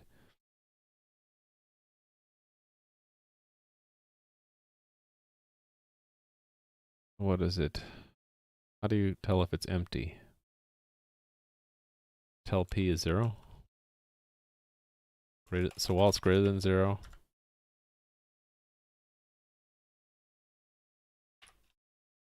and it's not complete, and it's not error.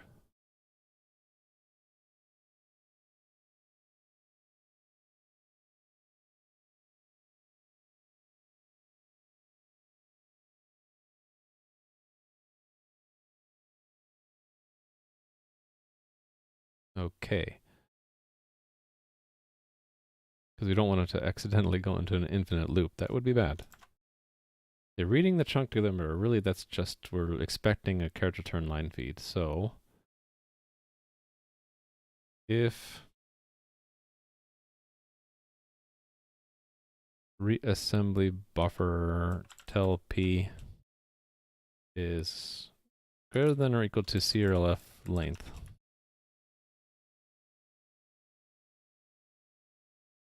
then we get it as a string. Then if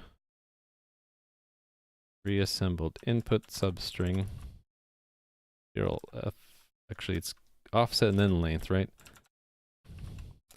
Equals CRLF. Actually, if it's not equal to, we got a big problem, right? Not a big one, we just go to the error state and then return. Right? Actually, we're doing a break. We're not returning.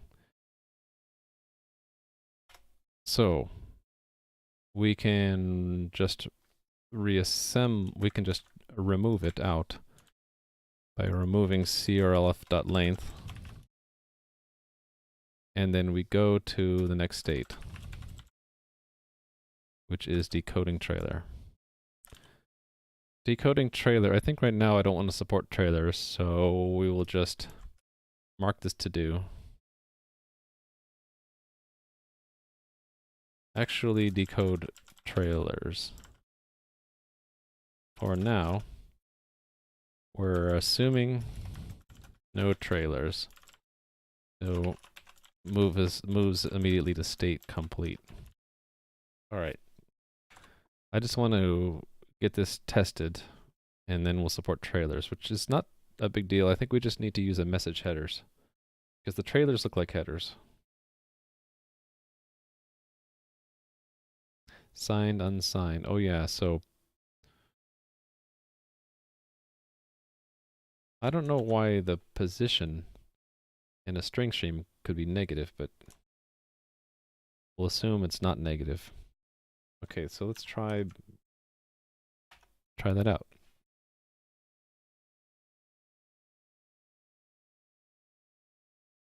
Okay, so the decoding isn't working at all, so let's step through it. It's faster than trying to figure out with my eyeballs.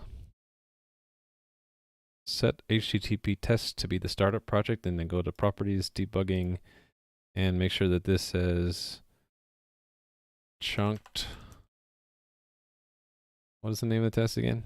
Chunked body? Not chunky body.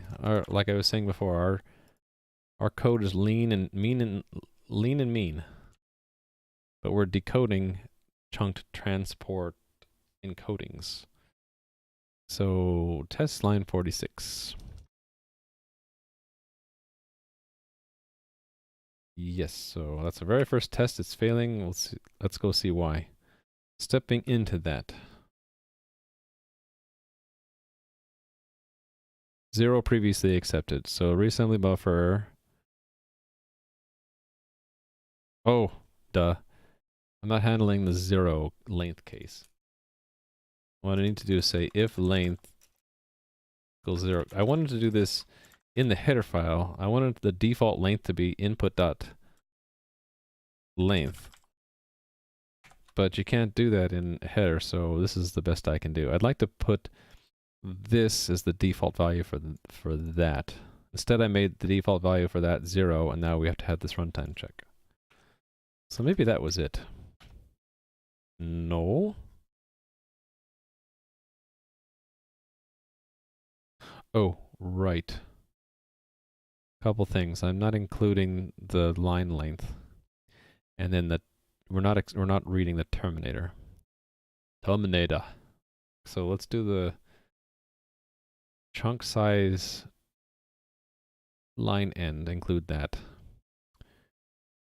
It's this decoding chunks, right? So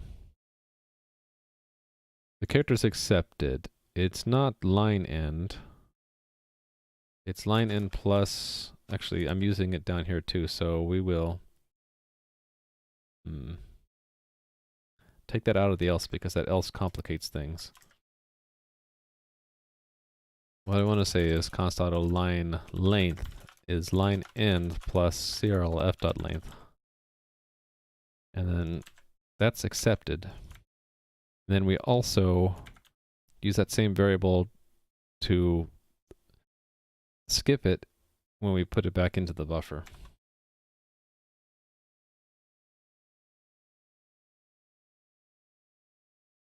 All right, so now it's accepting 3. It's just still not accepting those last 2. So I think right now we'll just do what we do in this. We had the special state for that, right? This one right here.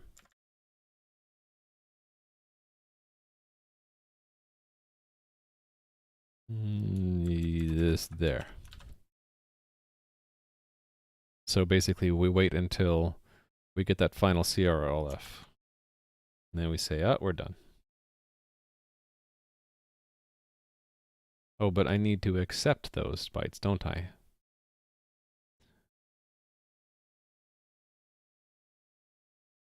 Actually, in both places, I do.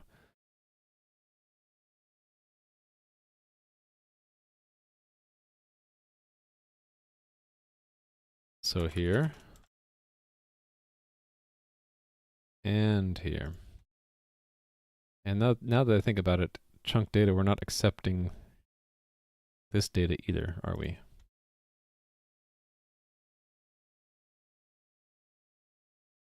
That.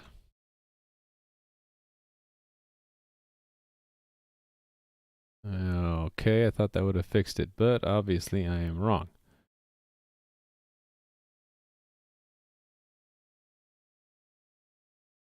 Alright, single step through that guy again.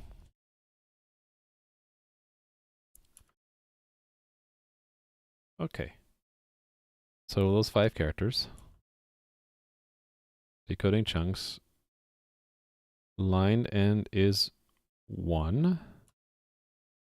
Line length is 3, so we accepted 3 characters. And we decoded it. It's 0. The reassembly buffer just has the final character turn line feed. So we're decoding trailer.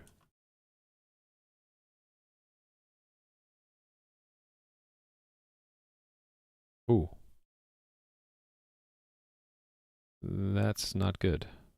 So tell, okay. I think when we do this, where is it?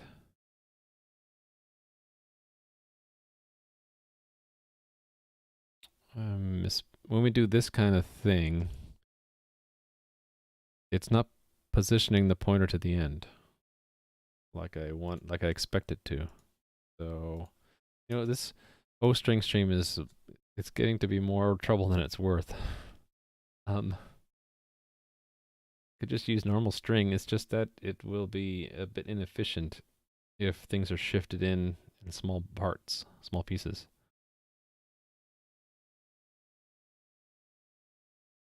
Okay, let me look at the constructor. It's constructor 3.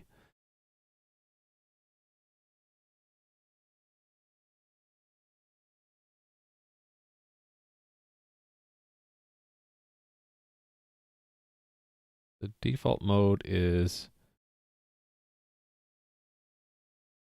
out or out, okay? All right. Actually, we should be doing binary, shouldn't we?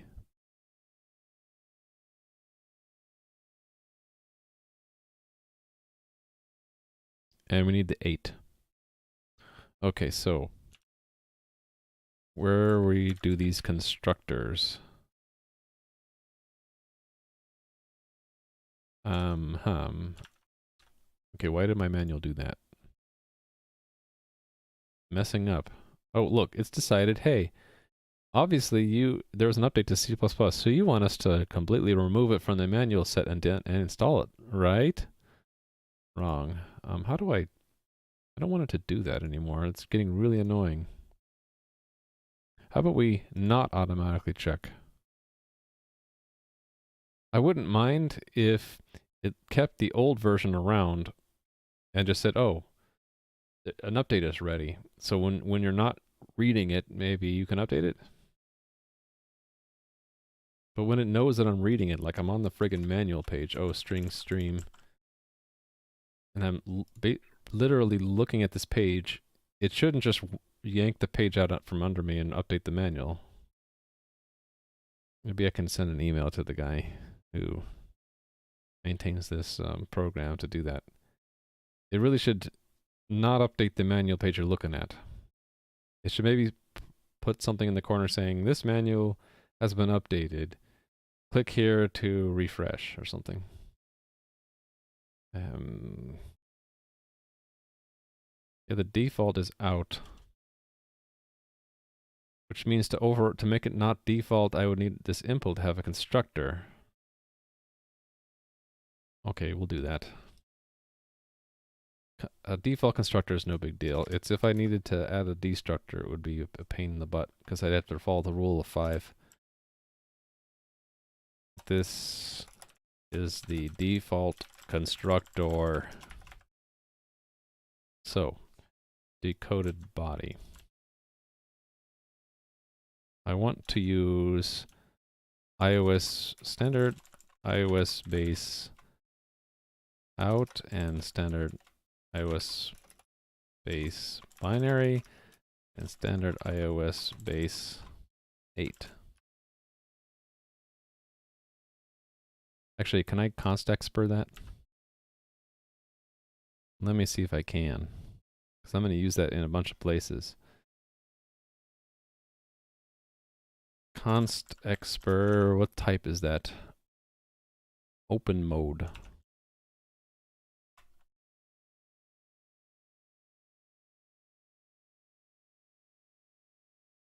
We'll call that stream open mode.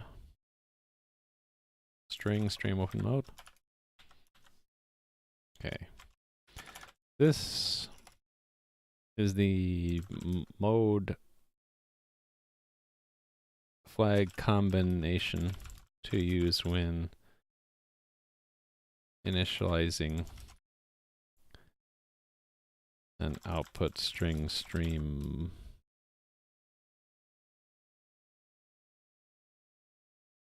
streams in this module, I guess. We'll say output.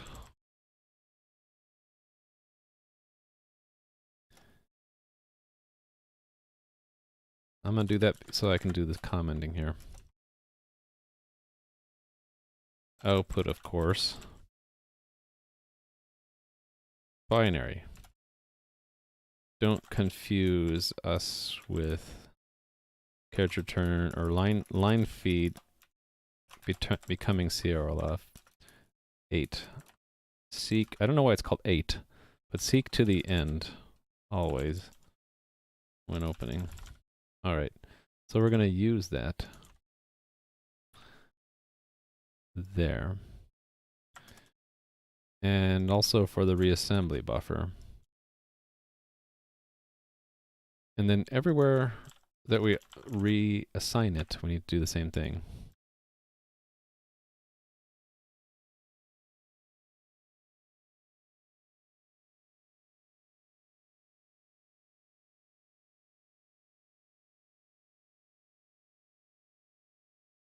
Okay, let's see what that does.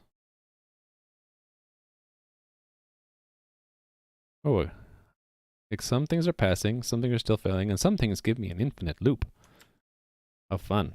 All right, so this I might have just miscounted.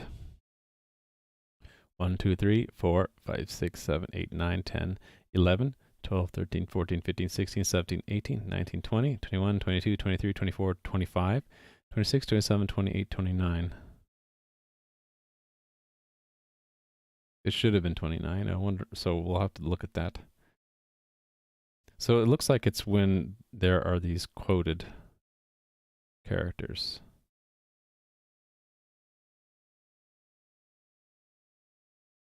Oh, we don't have a nice toString for that state. Let's add that.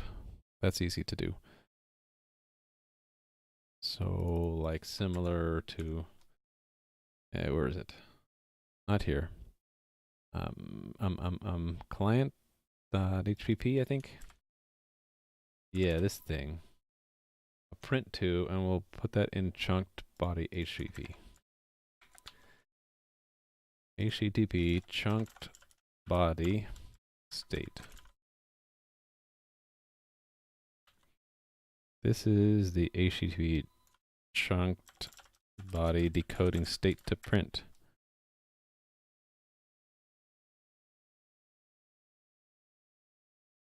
And then client.cpp, I'll just copy the one from client over to chunked body CPP and change the type.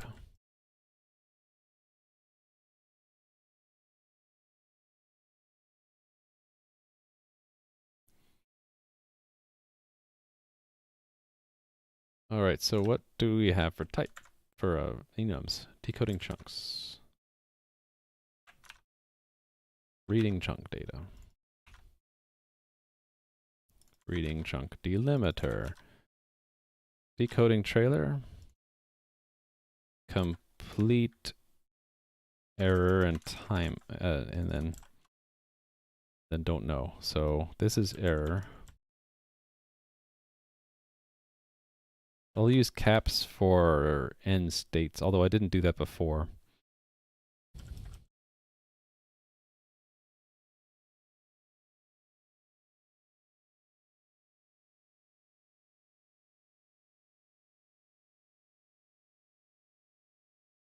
I always vacillate on, like, should that be capitalized? Or should that be capitalized? I don't know. I mean, these aren't full English sentences anymore. I suppose it should not be.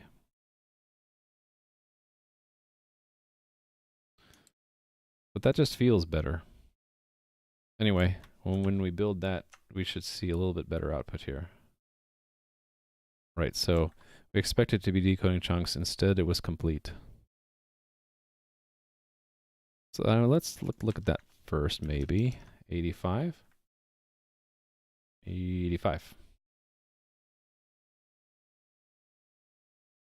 Okay, we don't know what byte it was on.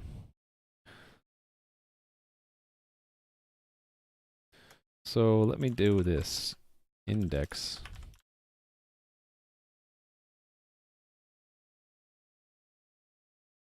And then shift out index.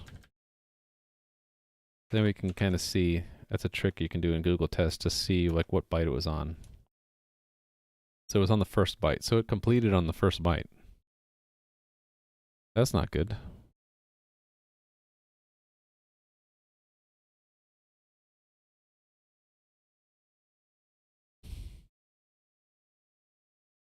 Breakpoints. Let's remove. I like to keep this abort now that I've learned that. Now because there's no other automatic breakpoint that gets set when abort gets called. And abort gets called, we were seeing it was getting called when you try to lock a mutex that's already locked and it's not a recursive mutex. I like to keep that in there now that I know that's the way we can catch that. Alright, so it's the first call to that.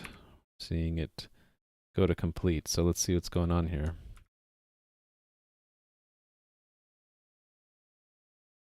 So it's one character. It should go into here. So it accepted one character and broke out. It just returned, but the state should have been decoding chunks. Oh, I know what happened. We're not returning the actual state.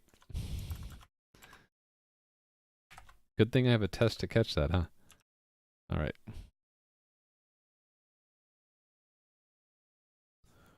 Decoding trailer. Oh, I think the test is wrong. Yeah, so when we see that, we'll know that we're decoding the trailer, right?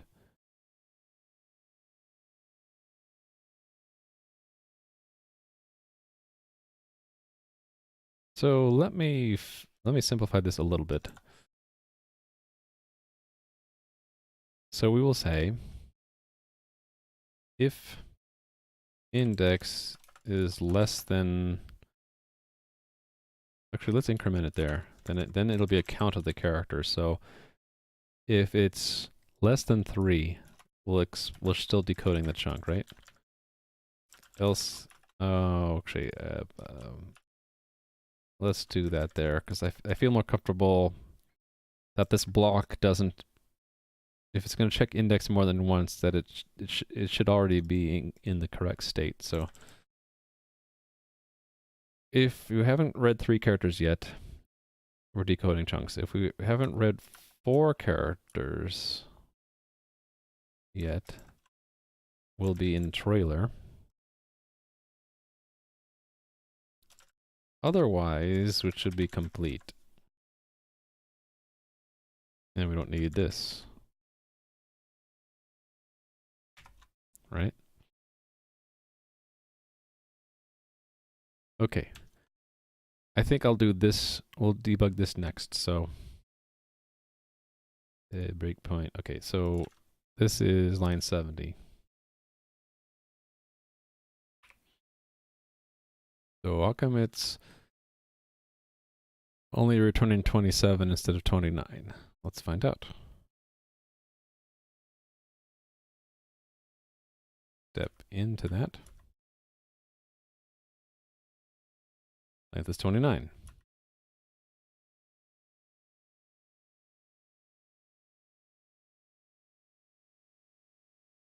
Line length is 27.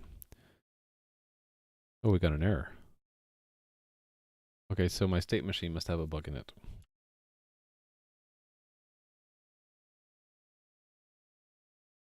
I will look to see where that error is actually it's when this returns false. So where are all the places this can return false? Actually, there's a lot. So there, there, and there. We shouldn't be hitting any of these because I haven't made any negative test cases yet. So now go. And go. Okay, so it's the chunk extension value, not the first character, and it's a comma.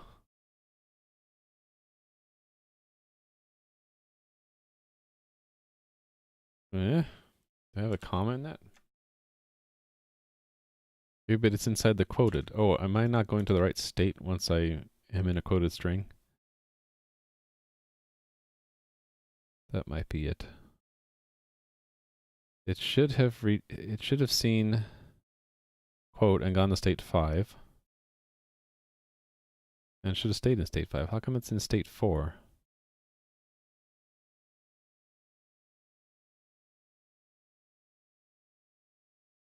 Okay, start over again. Where does it go to state 4? That's probably when it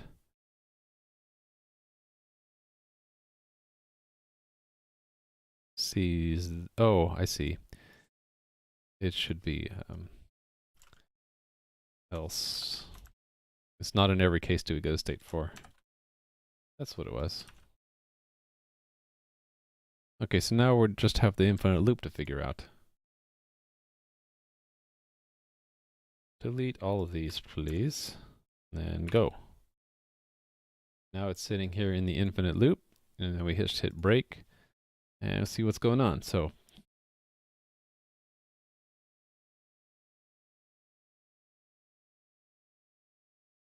okay, the reassembly buffer just has a character turn in it now. Accepted 0 characters.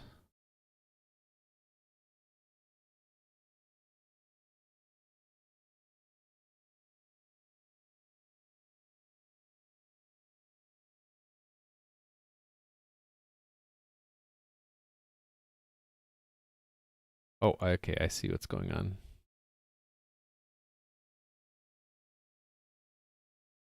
I don't have this kind of a break thing here.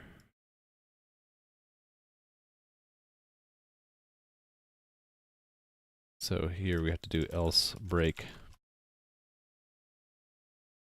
Or really maybe it's cleaner to say if it's less than break. Is that better? I don't know. I kind of like that better. Same thing here. If we haven't yet read enough characters, we just break out. Oh, wait a minute. It was not just break, right? We have to accept the characters that they have been input so far.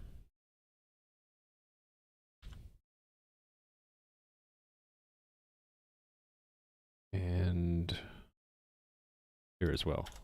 All right.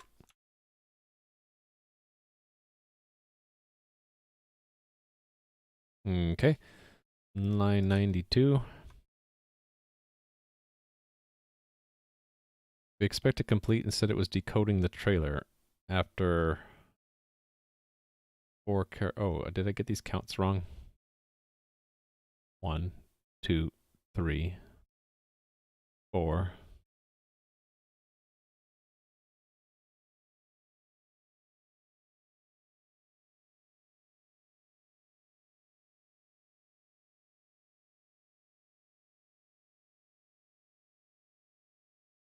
Okay, it'll be at 1, 2, 3, Oh, I am missing a state, aren't I?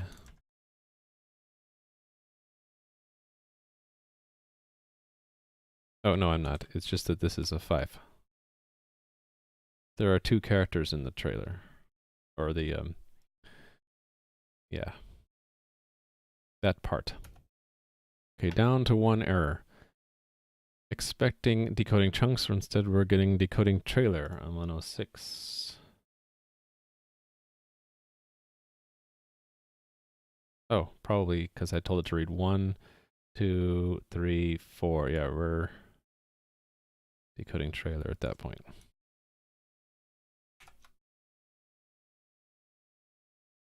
Okay, there we go. So I'm going to check this in as work in progress because it supports transfer, chunked transfer encoding as long as the body is empty. Not extremely useful yet, but we'll get there. And I'm going to have to take a minute break after I check this code in, but I'll be right back. So let me just check this in right now. So add chunked body work in progress. Chunked body supports parsing chunked transfer encoded bodies. Currently, only an empty body can be parsed successfully.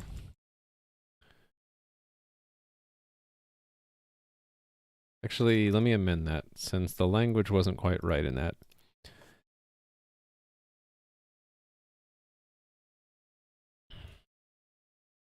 Only support parsing an empty body.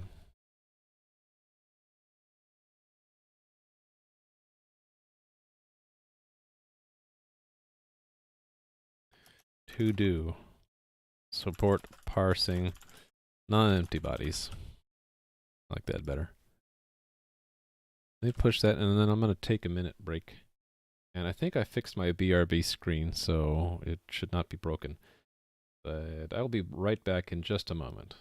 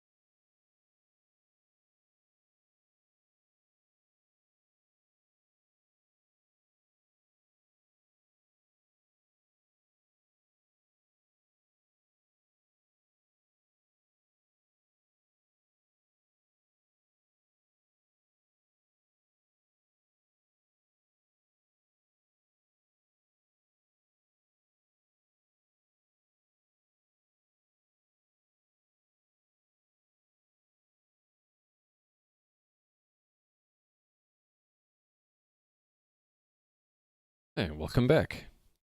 See, just a quick break. Let's do some negative test cases before I move, or I don't know. Maybe we should have it parse a real chunked transfer encoded body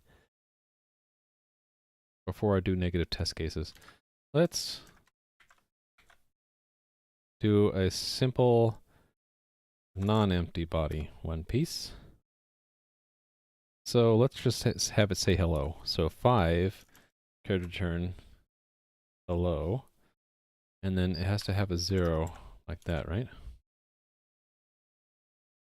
many characters is that? That's 5, 6, 7, 8. Plus 5 is 13.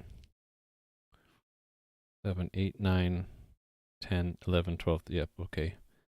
And then we expect hello.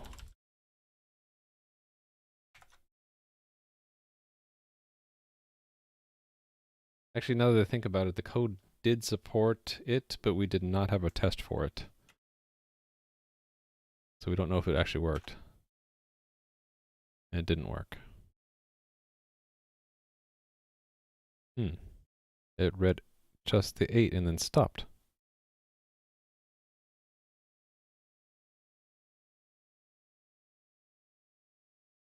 Oh, yeah, that's not valid. It's supposed to end in a new line, right? So that's 15. There we go, that's the correct chunk encoding. It's still ending on that new line, isn't it?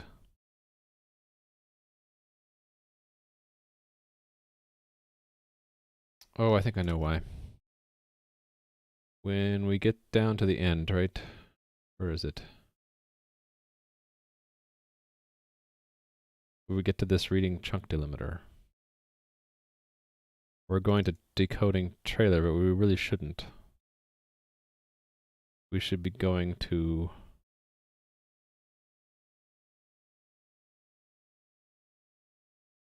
decoding chunks, right?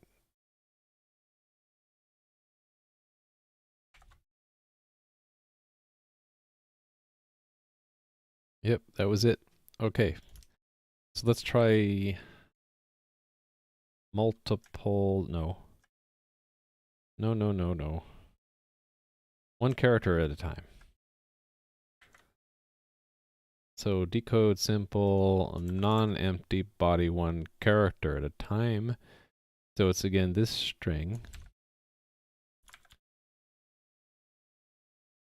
So for the first 3 characters, it'll be decoding chunks. And then for the next 5, so up till 8, it'll be reading chunk data, right? And then it will be expecting for another 2 characters, reading chunk delimiter.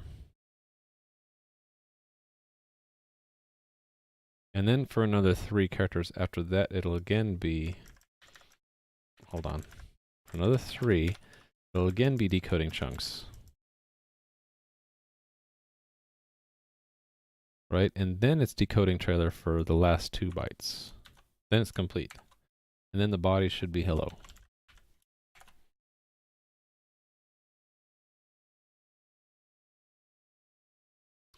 Oops.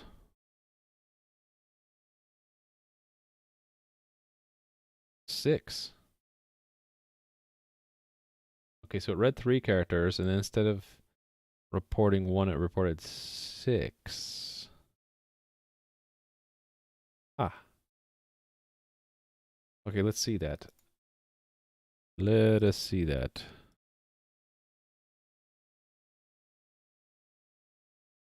F5, please. Okay, there we go. So we've got to wait until input is 2, and then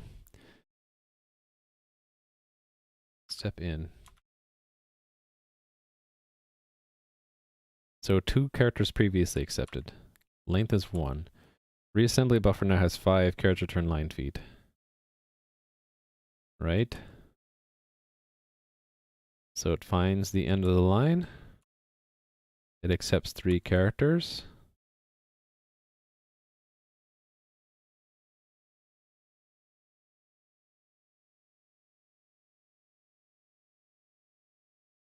There are no characters left.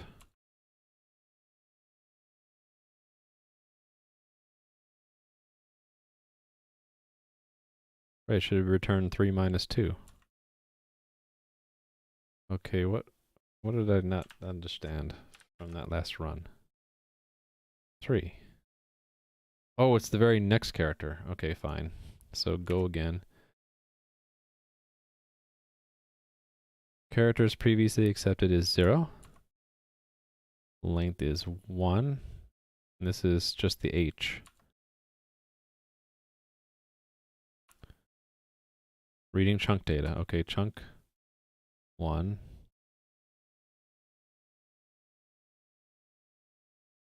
It shifts it into the decoded body. Clears the reassembly buffer. Characters accepted is 1.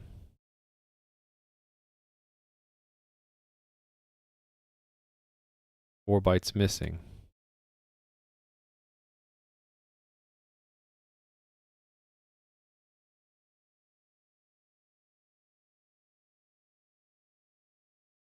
Wait a minute. I forgot to clear the reassembly buffer.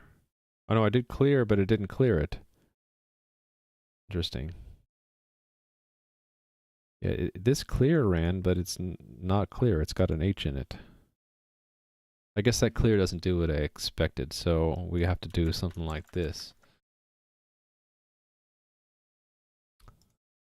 Again, I'm thinking that it's more trouble than it's worth, this string stream. Yeah, okay, I'm just using the one with mode. Okay. Let's see if that did it. Okay, that did it.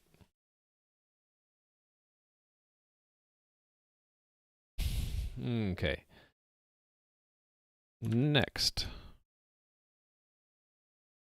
Or should I check that in as a bunch of fixes? Probably should. As one fix, really. 2 fixes. Chunked body. Fix parsing errors. First one was when accepting all of the reassembly buffer into the body,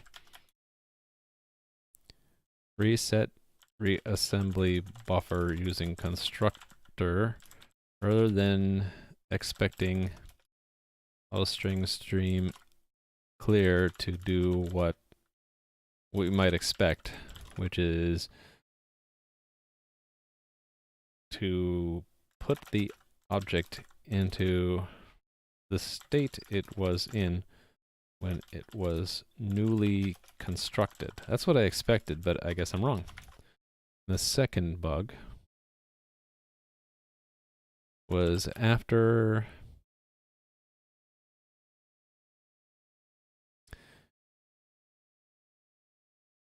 reading the delimiter for a chunk, go back to reading the next chunk further, then expecting the trailer to come next.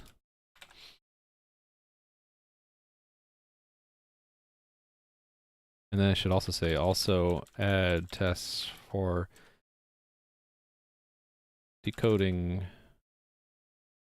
chunked bodies that are not empty. Hold on, and before I check that in, let me just close that. It'll keep it in cache. I'm gonna make another test that has 2 chunks in it. And we'll do one piece and we'll do byte for byte as well. So simple decode, non-empty body, 2 pieces. How about it's not simple. It's 2 chunk body. Actually, the body is redundant, right? So decode 2 chunks, non-empty body. Well, that's also redundant. You can't have 2 chunks and have it be empty. So do 2 chunk body, 1 piece. 2 chunk body, 1 character at a time. So we'll make it hello, comma, with a 6. And then I'm thinking world, so another 6, 7. I want character turn. Space world. That's 7 characters, right? 3, 4, 5, 6, 7. And then the end. So how many characters is that? 1, 2, 3, 4, 5, 6, 7, 8, 9, 10, 11, 12, 13, 14, 15, 16, 17, 18, 19, 20, 21, 22, 23, 24, 25, 26. 26. And then the same one, we'll do character by character. So the first 3 and then 6 more. And then 2 more. And then 3 more. And then here's where we're going to repeat this.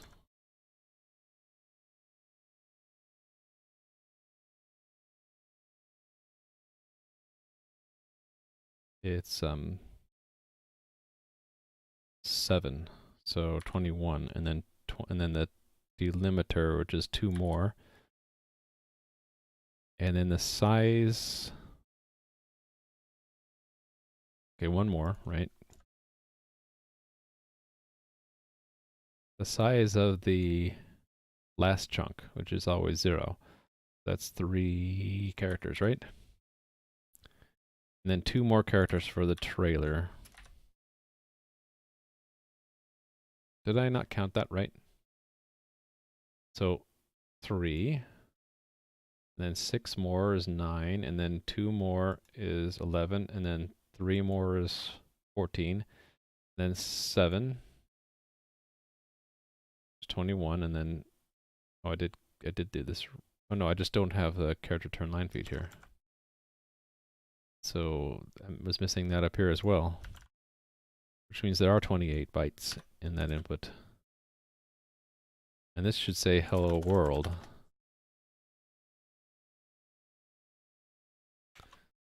All right.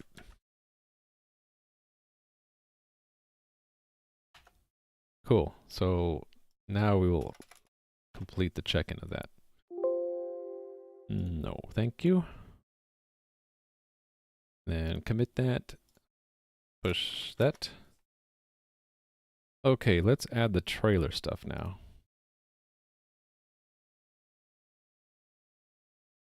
So it's a bit independent of the body stuff, so we'll keep it simple by taking an empty body example and we'll just put in a trailer. So the trailer always is after this last chunk. You keep thinking that my Windows controls, oh sorry about that. Can I change that? Ring, how do you, what setting is that in? That's probably in control panels somewhere, right? Sound. Change system sounds. So which one is it? Asterisk? Is that the one? Then there's calendar reminder. Critical battery alert, critical stop. So I could probably remap asterisk and critical stop, right? Or is it default beep?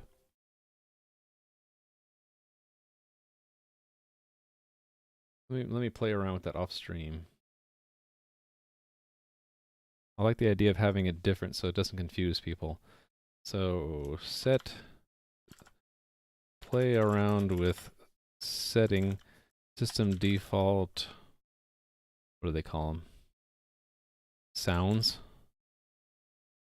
to make them distinct so that viewers aren't confused. So viewers who are also running Windows aren't confused thinking it's their computer making those sounds. Yeah, I'm writing it down because I did think about that, I don't know, a couple days ago, and now this is the second time it's come up, so. Did you ever play around with customized Windows themes? I did years and years ago. Yeah, back in the day, exactly. I haven't since. Because really, it's not something that I put much thought into. But in this case, it would just be the sounds. I don't think I need to change anything else. Okay, decode. Let's do the same thing, the 1 piece and byte for byte. So decode trailers.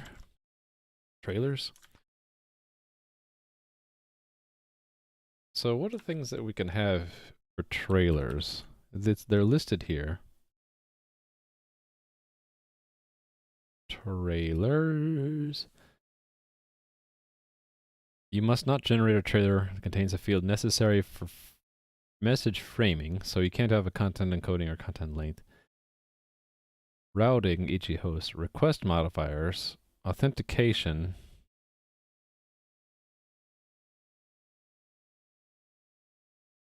You may process the field as if it was appended to the message's header section. Must ignore fields forbidden to be sent.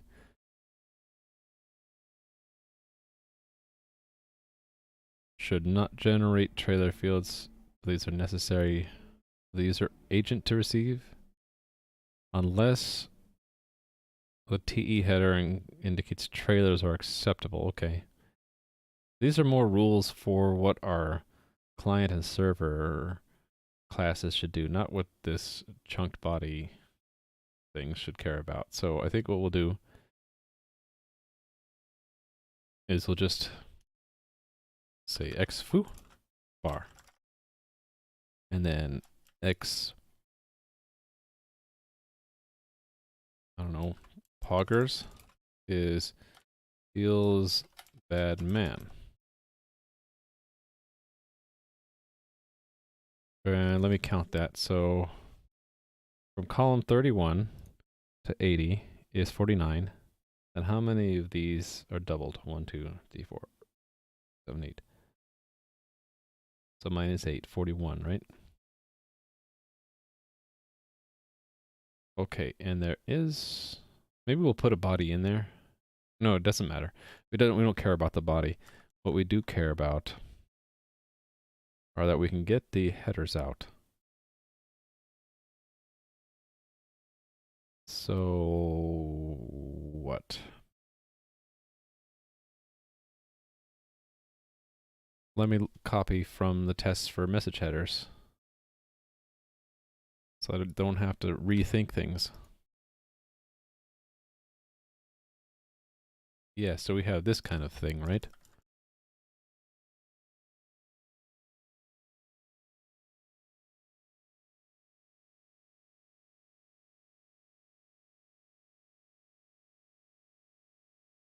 And then copy that here. So headers is body.get trailers. We'll call it trailers. It'll be class message headers, but only because the trailers are sort of like headers, but at the end.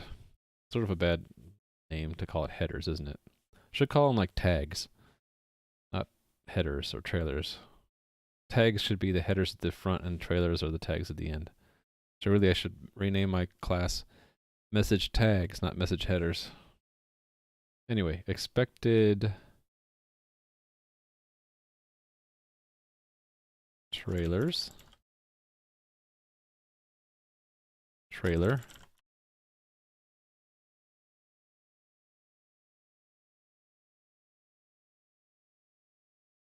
xfoo, and xpoggers.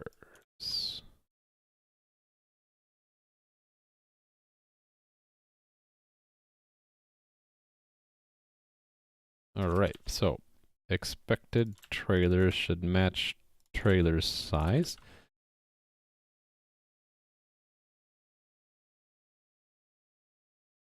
And like that.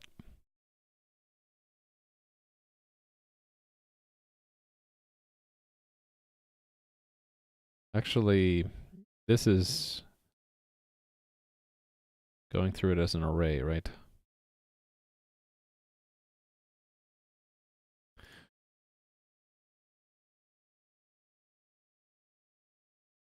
How do you ask a message headers how many headers there are? Okay, there's begin and end. Oh wait, no, what class is that for? Header name. Okay, never mind. Message headers is valid. Parse get all. I guess that's what was expected. Get all. So get all.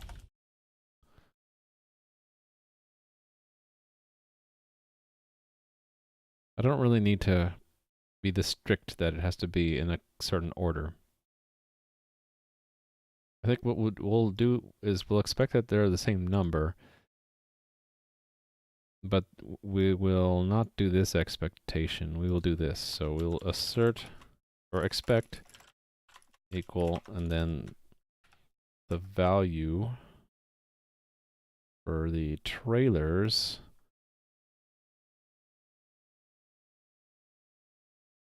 expected trailer dot name. Oh, I need to make this next for const auto expected trailer dot name.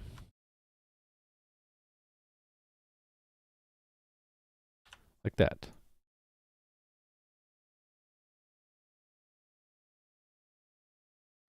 Oh, this should be a method call, right? All right, so get trailers, we need to define that. Get state. Let's see, here we go. So const message headers get trailers const. And then we need to include message headers, don't we?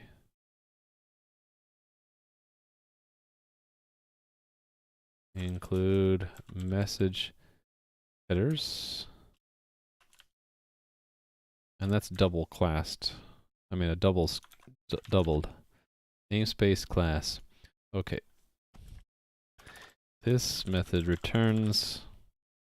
I'm wondering, is it okay that I expose the API? This as the API. I guess so.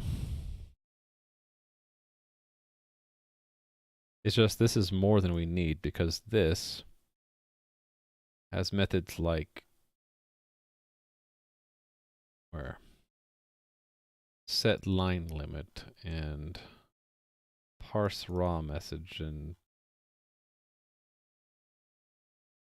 set header, right? I mean, those you won't be able to call them because they're not const, but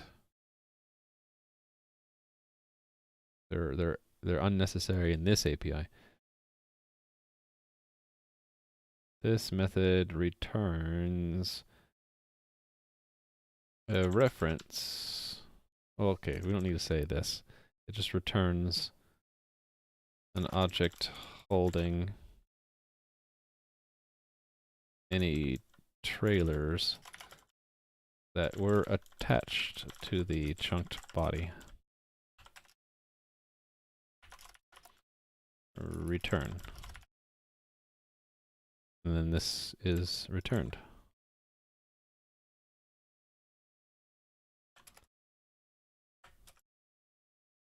Alright, so go to where its neighbor is defined and then paste this.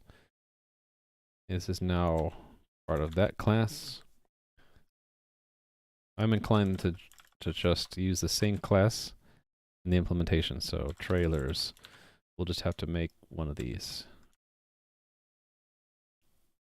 in our implementation right here. So let's put it here. Trailers.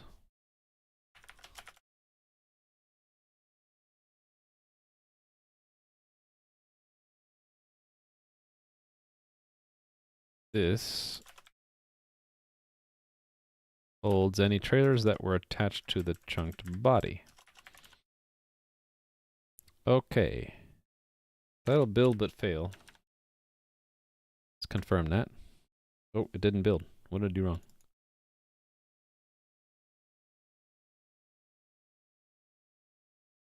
Oh, this should not be a vector. Oh, it does return a vector. How about we just do this to get the size? So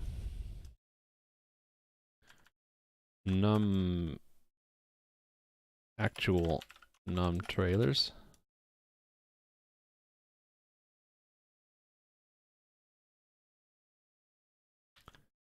And then we will do this. Dot get header value. Like that. And that's a long line, so we'll break it up. Break it up. Okay. Yeah, see, it wasn't prepared to read trailers. It stopped.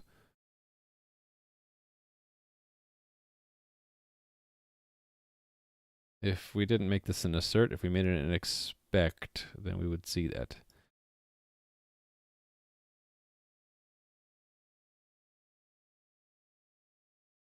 I'm a little too strict on what is an assert and what's an expect. This needs to be an assert because otherwise we might read past the end, correct? Actually doesn't, actually that can be an expect also. This should be an assert, correct? Well, actually, well, if we're not complete, then it doesn't make sense to keep reading. Right, so it comes up as an error because it's not prepared to read trailers. So what we'll do, I think we don't have to do much, is when we're in this decoding trailers, we will not do any of this stuff here. Well, we'll keep it for now. What we'll do is we'll just delegate to the trailers dot parse raw message.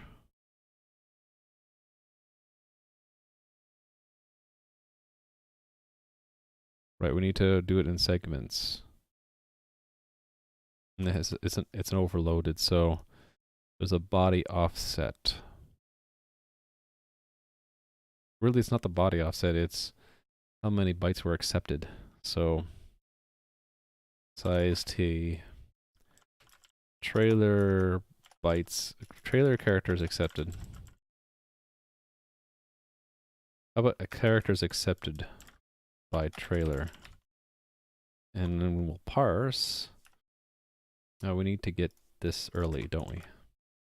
Need to get it early, and then we pass it in here, reassembled input, and then we'll write characters accepted by trailer, and this returns a state.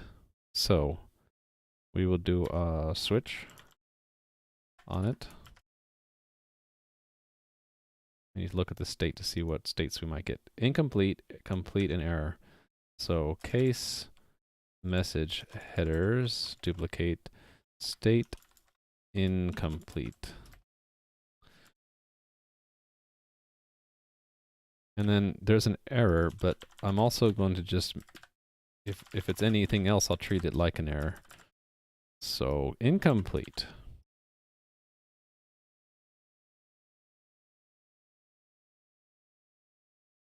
There are some things I want to do for both incomplete and complete. So actually what I'll do is, if it's an error, we'll break out early. Actually then, you know what I'm going to do is, instead of doing a switch, I'll const auto trailer state, trailer parsing state equals that, and then I can wrap that since it's getting long. This I should probably wrap as well, but don't want to get too sidetracked. What I can do is I can say, if this is this special one, we're gonna just bail. Bail is set the state to error and break. And then there's only two other states that it might be legally. I'm not handling this default one very well, but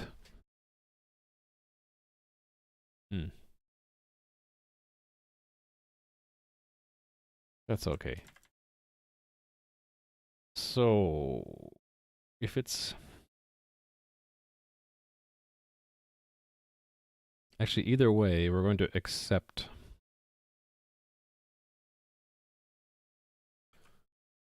the characters accepted by trailer, excuse me. Excuse me. Trailer, parsing, state. Yeah, we need to do this reassembly. And it's gonna start there. I am gonna wrap this one, because that bugs me.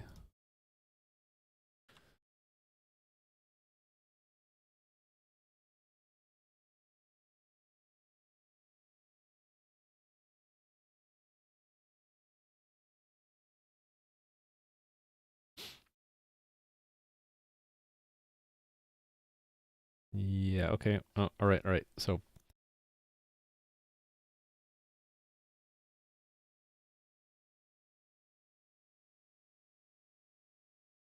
I can just say if it's equal to this one, then impl. Oh, whoa! What I do? Good thing we have undo, huh? It's complete if the headers are complete.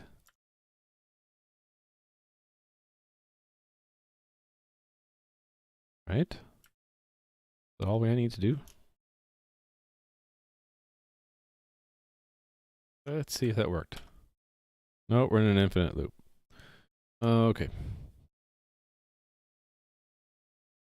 Let's see why we're in an infinite loop. So go. Now we're going, but we're in an infinite loop, and then I hit pause. Okay, okay, it's not, no characters were accepted. I think if no characters are accepted, we need to do a breakout. Actually, we need to do a breakout. We need to do a breakout always. Now that I think about it. I think, no, it's in the else here. Else break. Because it'll keep trying to send that one character over and over again, and message headers doesn't accept it, so. Alright, so we broke a few tests.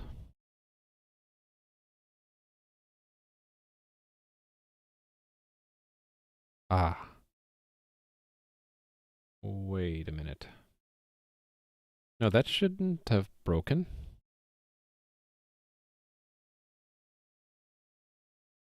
We would have gotten into the state and only send the character return, and it would have,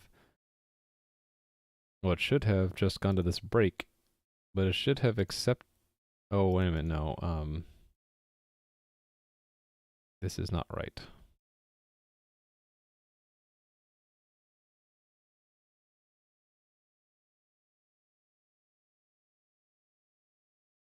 Actually, it is right. We need to change, yeah, we need to change the, oh, hold on.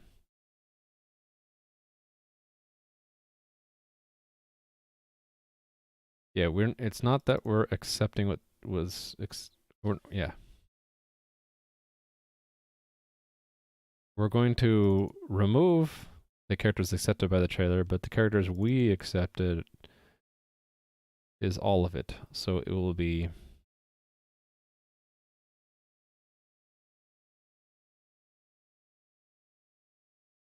this length. Because we accepted it into our reassembly buffer, even if the... Hold on, let me think about this.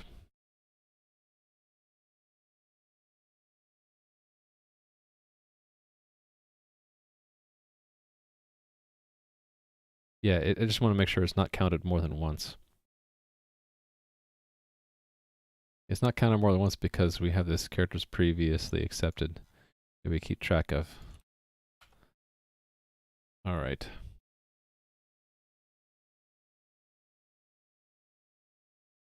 Okay, the extra stuff after isn't... Oh, okay, yeah, that is a problem. Okay.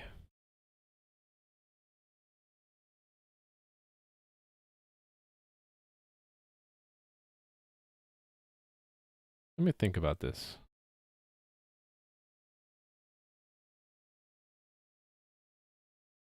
Yeah, this could end up getting... It broke this test, which is a good thing I had this test, where there's extra stuff after.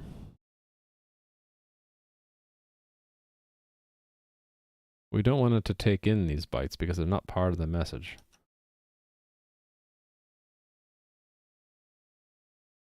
So it used to be that.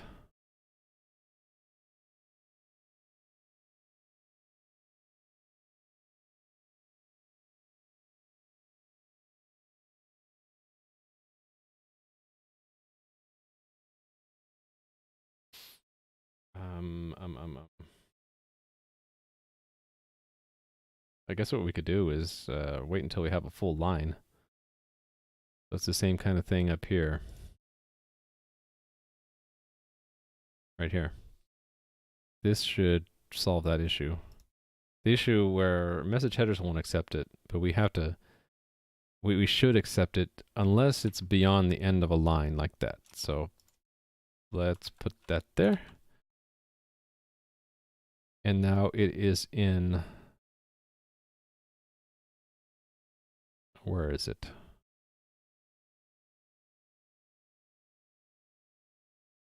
Been reassembled input, but only, right.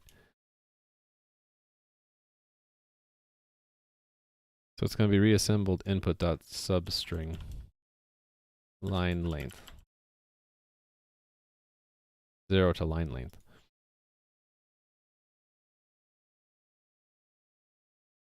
So we'll always eat the whole line.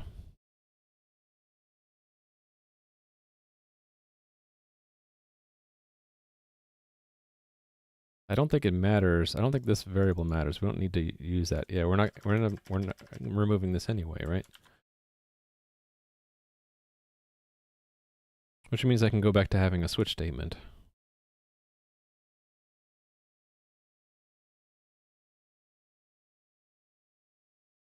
Case. I want the complete one first.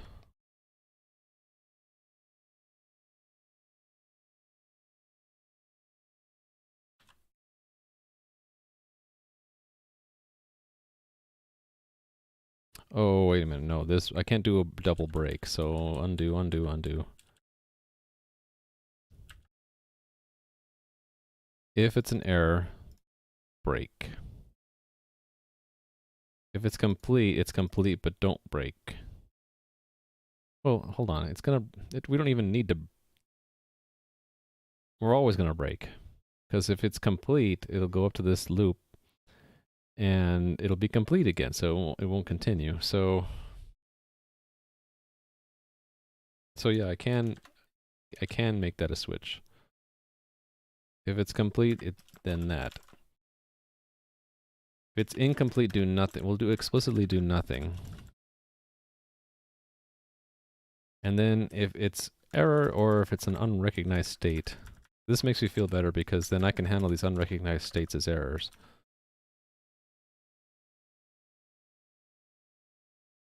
Like that. And then it'll naturally break. Oh, wait a minute. No, it won't naturally break. But if we do that, it will. Okay. Okay, so we got further. Now we're down to that it didn't actually decode all the headers. It thinks it's still decoding them, so what? So at 15. So it only read one header and then stopped. 1, 2, 3, 4, 5, 6, 7, 8, 9, 10, 11, 12, 13, 14. You only read one header. It didn't read the second one. Shouldn't it have done that? Or does parse raw message only read one? I can't remember now. Oh, let's limit it to just this decode trailers in one piece test. This one. And then put the breakpoint here. Alright, so reassembled input. It's got x foo bar. And then... Wait a minute. Why did it... Oh, line length. Oh, wait. It's doing a break. Okay. We do want it to loop, don't we?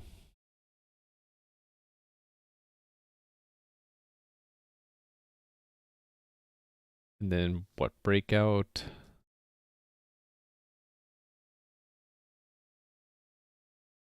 Actually, this will break us out. Okay. So while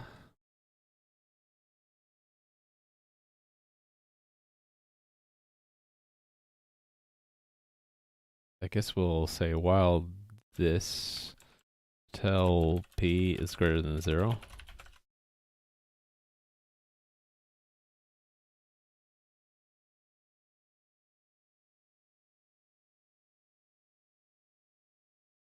Break us out early. if we don't have a full line. Otherwise, if we're complete, so actually this should do this. Maybe this is like the outer loop. It is kind of, isn't it? The same outer loop. Then why do I even need an inner loop? I should just continue. Yeah. So yeah, so never mind. So it's just no break like that.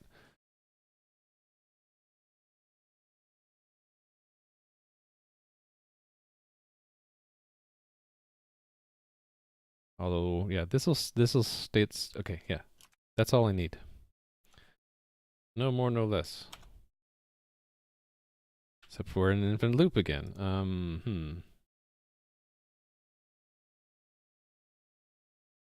Why is it an infinite loop? Break. And let's leave one function at a time.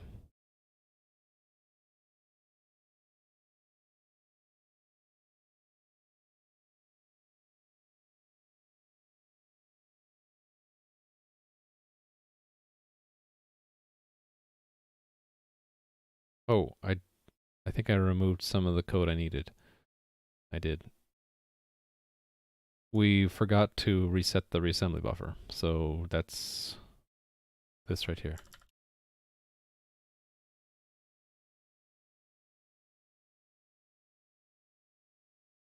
Right there. Right there.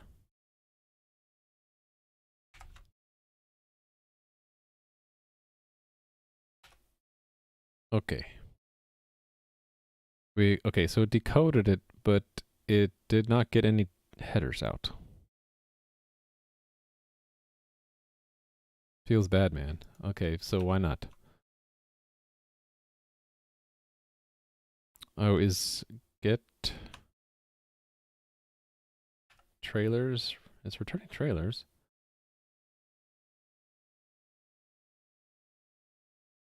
Okay. Let's test that. So, what's body have now? It's got no headers in the trailer. Let's restart that. Go in. It should read that 0. So it goes decode trailer. So it reads one line.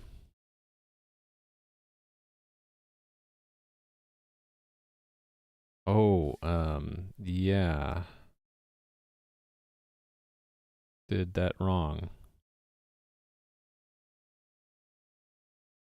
Trailer line equals reassembled input substring 0 line length. And then here, because we don't want to take a substring after we've... Oh, wait a minute, no, that should have been okay. Never mind. I'm wrong. Oh, that wasn't the bug. Try again. Was too quick there into thinking I saw a bug.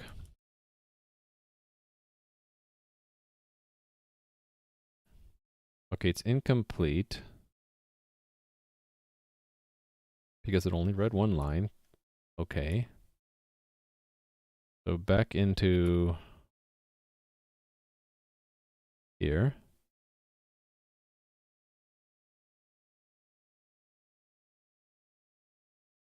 So it gets another line.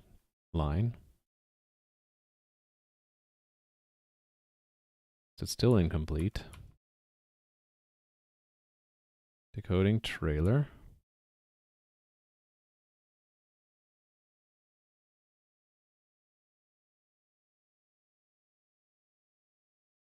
Oh, hold on.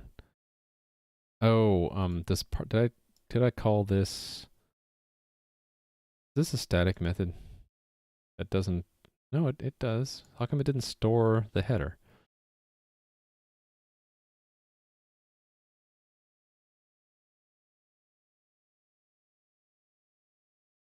Okay, I'm not understanding something here. Let me restart.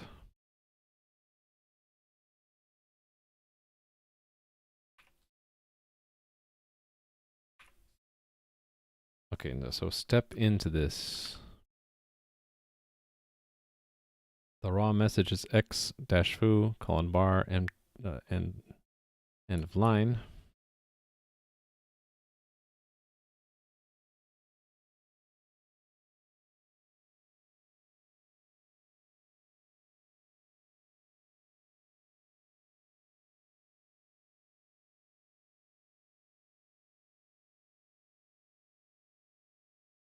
Name is foo, values bar.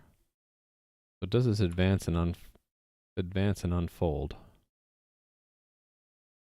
Oh, hold on. It needs to use this body offset after all.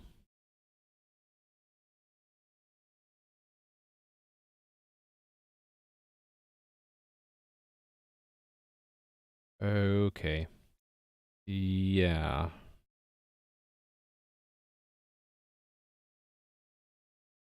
So we can't pass it one line at a time because it might not accept the line. The message headers doesn't accept it one line at a time. So what I did here to try to well, okay, we can still do this. That's to avoid the infinite loop. Oh, wait a minute, no. Take that back. We'll still get into an infinite loop if we just have one line and we keep trying to read it over and over again. So instead of this, we still do this. We don't do that.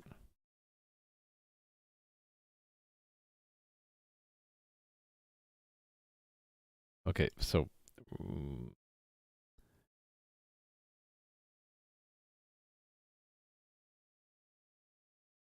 yeah, we're gonna need to use that.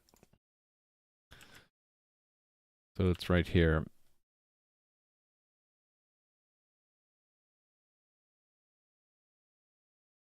And it's the entire reassembled input, actually.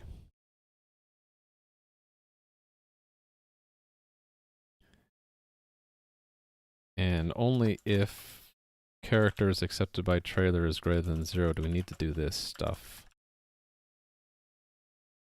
And it's that. And let me fold this.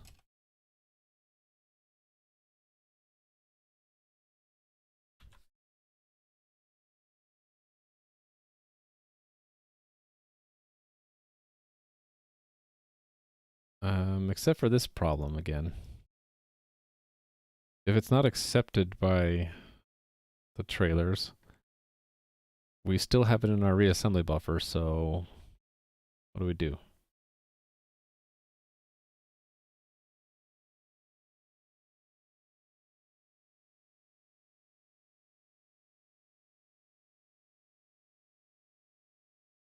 I guess pass on the obligation to the user, right? So we would remove it from the reassembly buffer.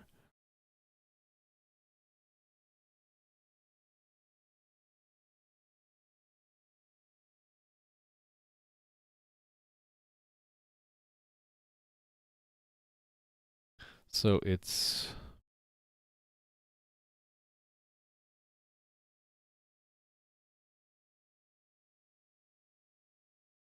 yeah, so it's always going to drop the reassemble, right? So it's always going to do this. Always clear the reassembly buffer. So we have to modify our tests because our tests are going to have to, yeah. Our tests are going to have to resend the characters that weren't accepted by the trailer. Let me see if I got this right though.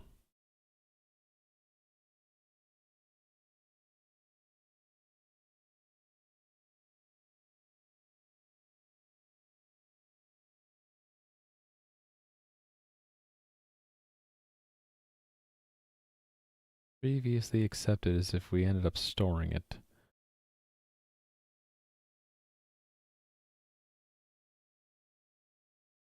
Okay, that's fine because we won't, we'll, if there's extra junk, we'll end up shifting it in up here, but we'll then remove it later when if we get to here.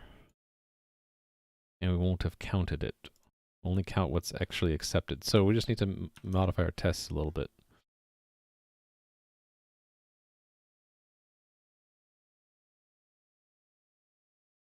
So it's this right here. So I'm going to redo this a little bit. It'll be for size t I equals 0, I is less than input length plus I.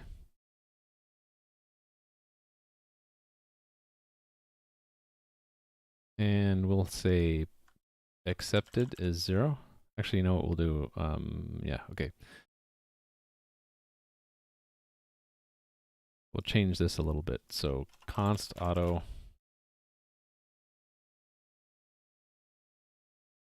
Well, actually, we'll just reassign it.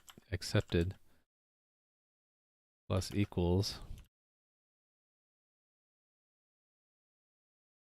So instead of this, we'll say input.substring accepted, comma,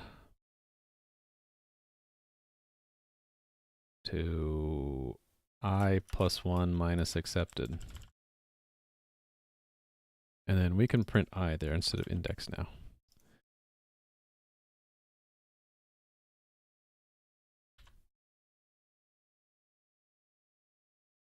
Okay, these are going to be off by 1 now.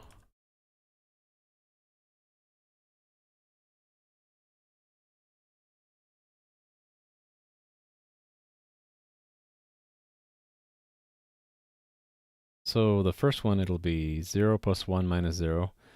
And then it will advance accepted by however many bytes it does accept. But then if it doesn't accept it, then when I is 1, it'll be 1 plus 1, which is 2 minus 0. So it'll pass in 2 characters. So, okay.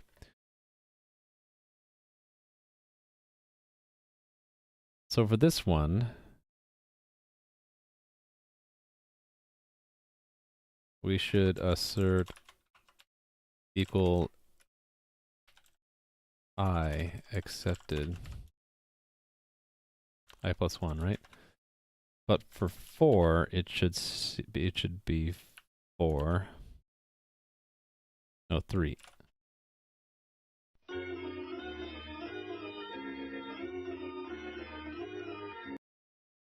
So it'll accept 1, 2, 3. But then on the trailers part, it won't accept that one, but it will accept those 2. So 5, like that, right? Let me just run that one test to make sure I got that. If I got that right. Decode simple empty body 1 character at a time.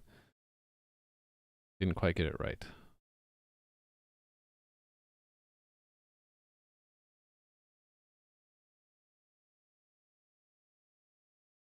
So what did I do wrong here?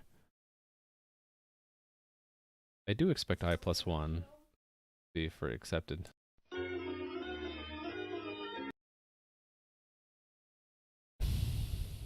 Three characters are accepted after 2 characters? Doesn't sound right.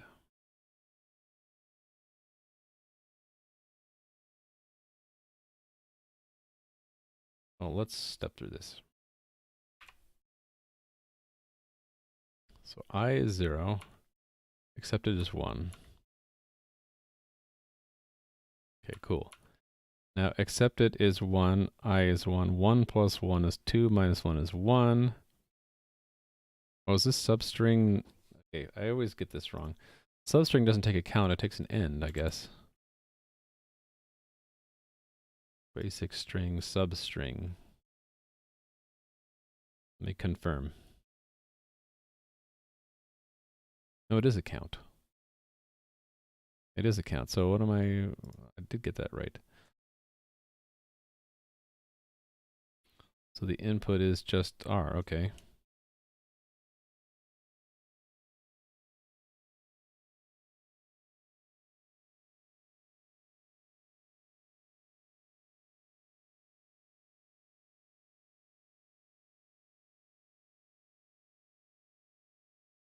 Two and previously accepted is 1.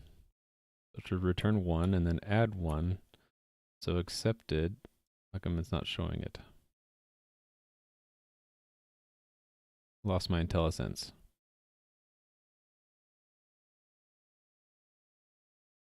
Come, it's not IntelliSense not working. Come on, guys.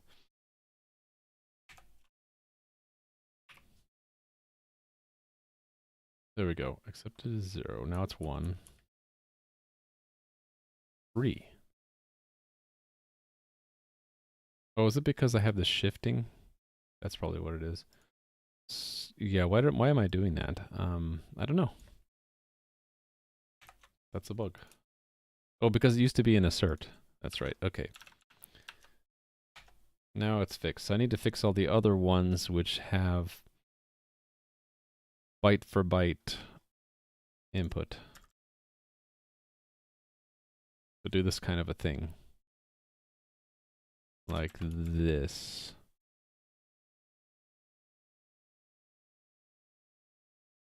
Whoops.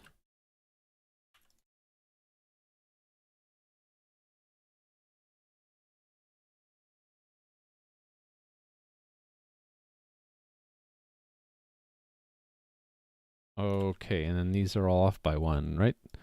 So that's 2, that's 7, that's 9, 12.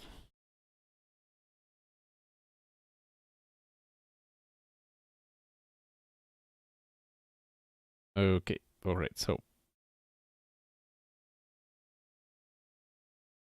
we need to assert how many bytes were accepted.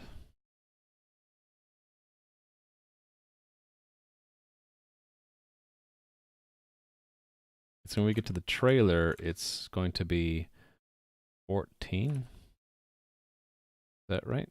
No, 13. And then this will be 15. Simple non-empty body, one character at a time. Okay.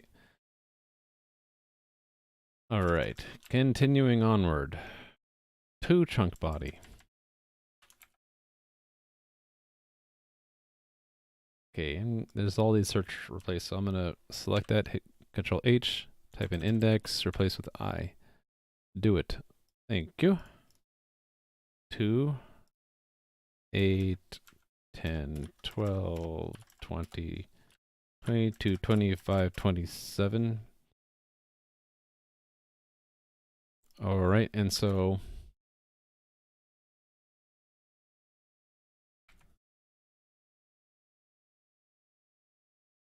this will be 26. And it'll stay at 26 until we're done, so it's 28. Decode 2 chunk. Alright, so this other one I haven't gotten to yet.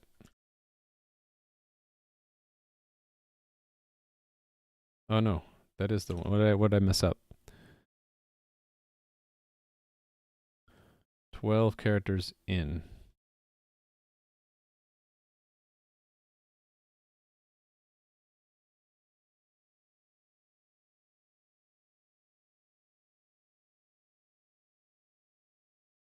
Oh, this I think is wrong. So 0, 1, 2, 3, 4, 5, 6, 7, 8.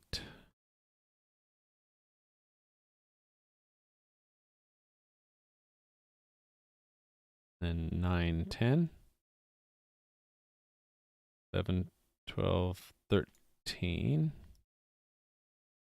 14, 15, 16, 17, 18, 19, 20. Yeah, I was off by 1 there. Okay. So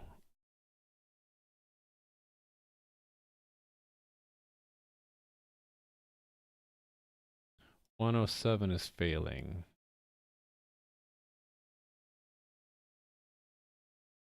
1, 2, 2, 3, 4, 5. Well, oh right, that is only 3.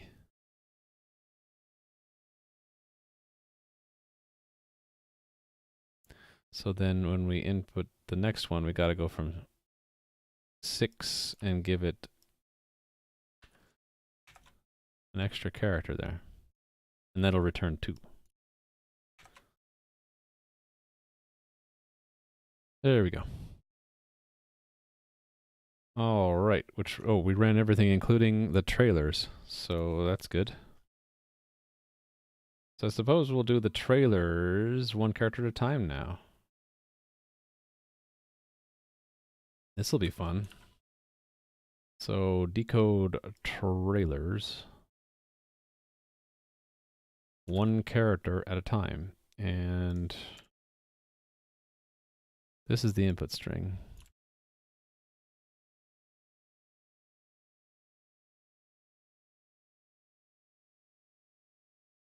So 2.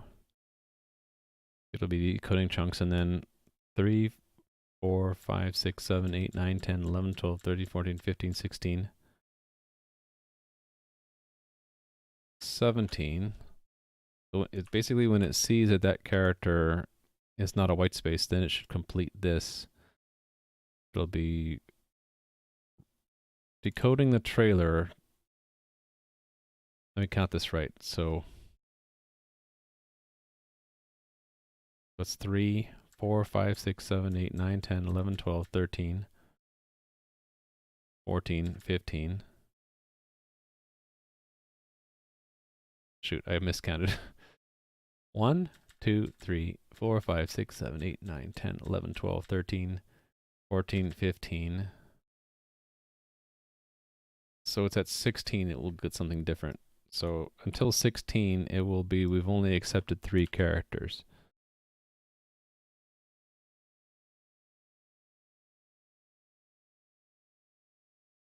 And then if it's 16, 17, 18, 19, 20, 21, 22, 23, 24, 25, 26, 27, 28, 29, 30, 1, 2, 3, 4, 5, 6, 7, 38, 39.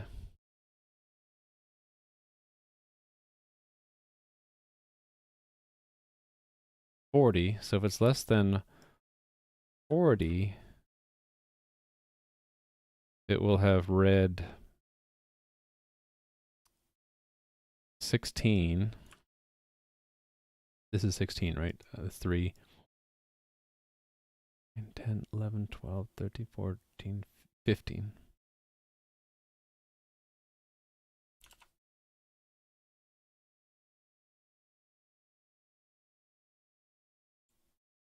And then, because this is 41 characters completely, right? So from 32 to 81 is 49 minus 1, 2, 3, 4, 5, 6, 7, 8. 41, yeah. So else.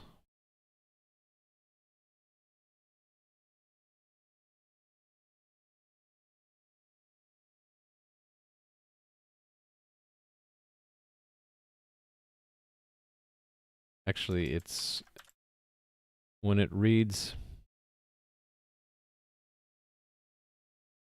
when it gets to there, when it gets to, wait a second. I think when it gets to there, it will have output. When it gets to, is that 41? That's 40. I'm having a difficult time counting here.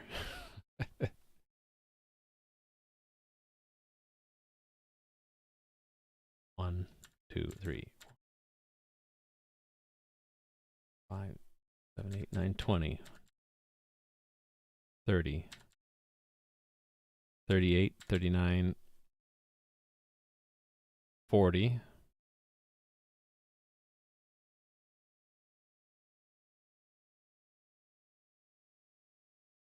Right, so if it's less than 41, it will have accepted 39.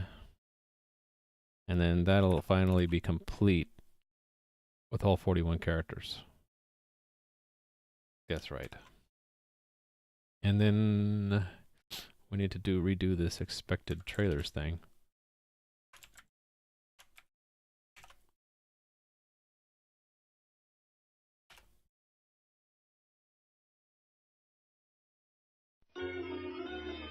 Sorry, I had to sneeze. Okay, 226.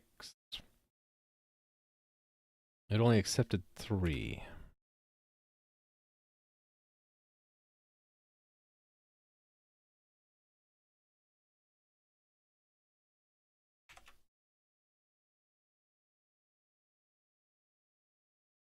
After 15, after 16, after 17 characters.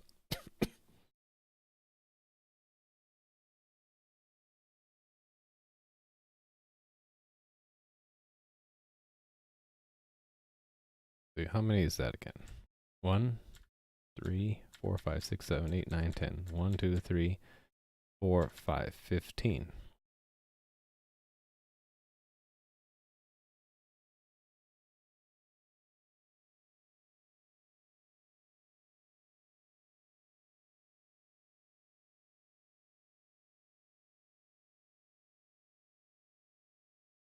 Does it actually go until it reaches the end of the line and then it says, oh, fold now?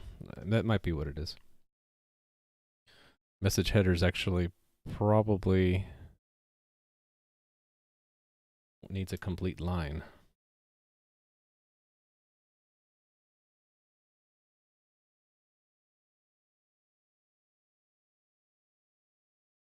Ah, yeah. So actually makes it easier. So we won't get foo bar. It won't accept that until it gets all the way to here, which is 39. So that's this 3. And which means that also this case won't happen. This case won't happen. Hold on. 39.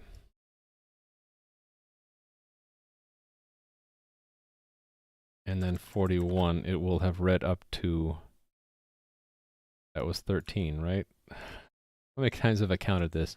3, 4, 5, 6, 7, 8, 9, 10, 11, 12, 13. That's 15. It's like looking ahead one complete line is what it's doing.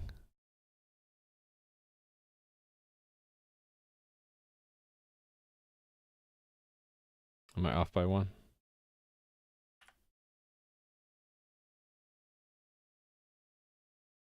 I'm off by 1. Yeah, okay. Right, so if until we get to there, we only, yeah, while we're reading in these characters, hold on, why is this is not right.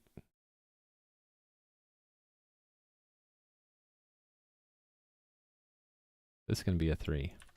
That maybe makes it more clear. Oh, but the state has changed. Right, so for these two characters, we're still decoding chunks. When we get to here, from here all the way to there, we'll only have accepted these first 3 characters. The moment it reads all of that in, it'll accept this one, because it's looking ahead one line, and then it'll continue to read until it gets to that, and then it will accept that, and then also actually pull in that as well as the making it complete. Yeah, okay, so that's good.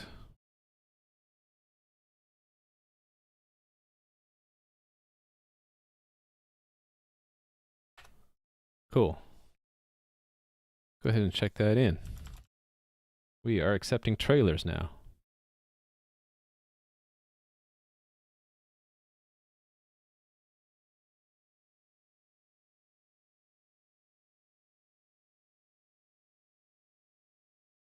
Right, so we still take the the entire contents of the reassembly buffer out, and we pass all of it into the trailers thing to parse it.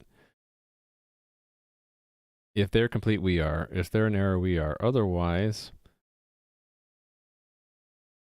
it always clears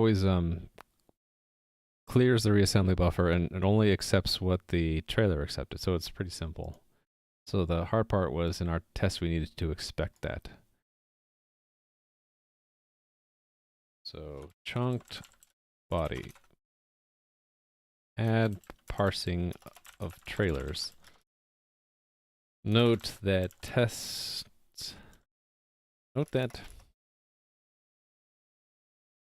expectations on numbers of characters accepted had to change because parsing of the trailers is delegated. Now delegated to... Actually, we need to make this imperative, so note that expectations on numbers of characters accepted is changed. Because parsing of the trailers is now delegated to message headers, which always does one full line of look ahead to support clear line folding.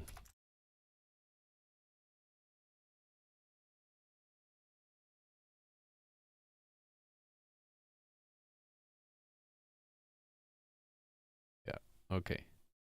That will explain why the test had to change so much. Okay, not that anything should have been broken. I'm just gonna do a complete rerun of all the tests. And if this is all working, we'll be done with our plan and I can wrap up the stream. Cool. So, let's look at what we did today. So, it was a very simple plan and it only took a half an hour longer than I planned for. Because I expected adding this chunk transfer encoding would take the full 3 hours, and it took 3.5 hours. So not too bad, a little bit longer than I thought, but that's fine. But I didn't put anything more on the plan because I did expect this to take the whole time. So yeah, we made a class called chunked body. Chunked body header, where are you?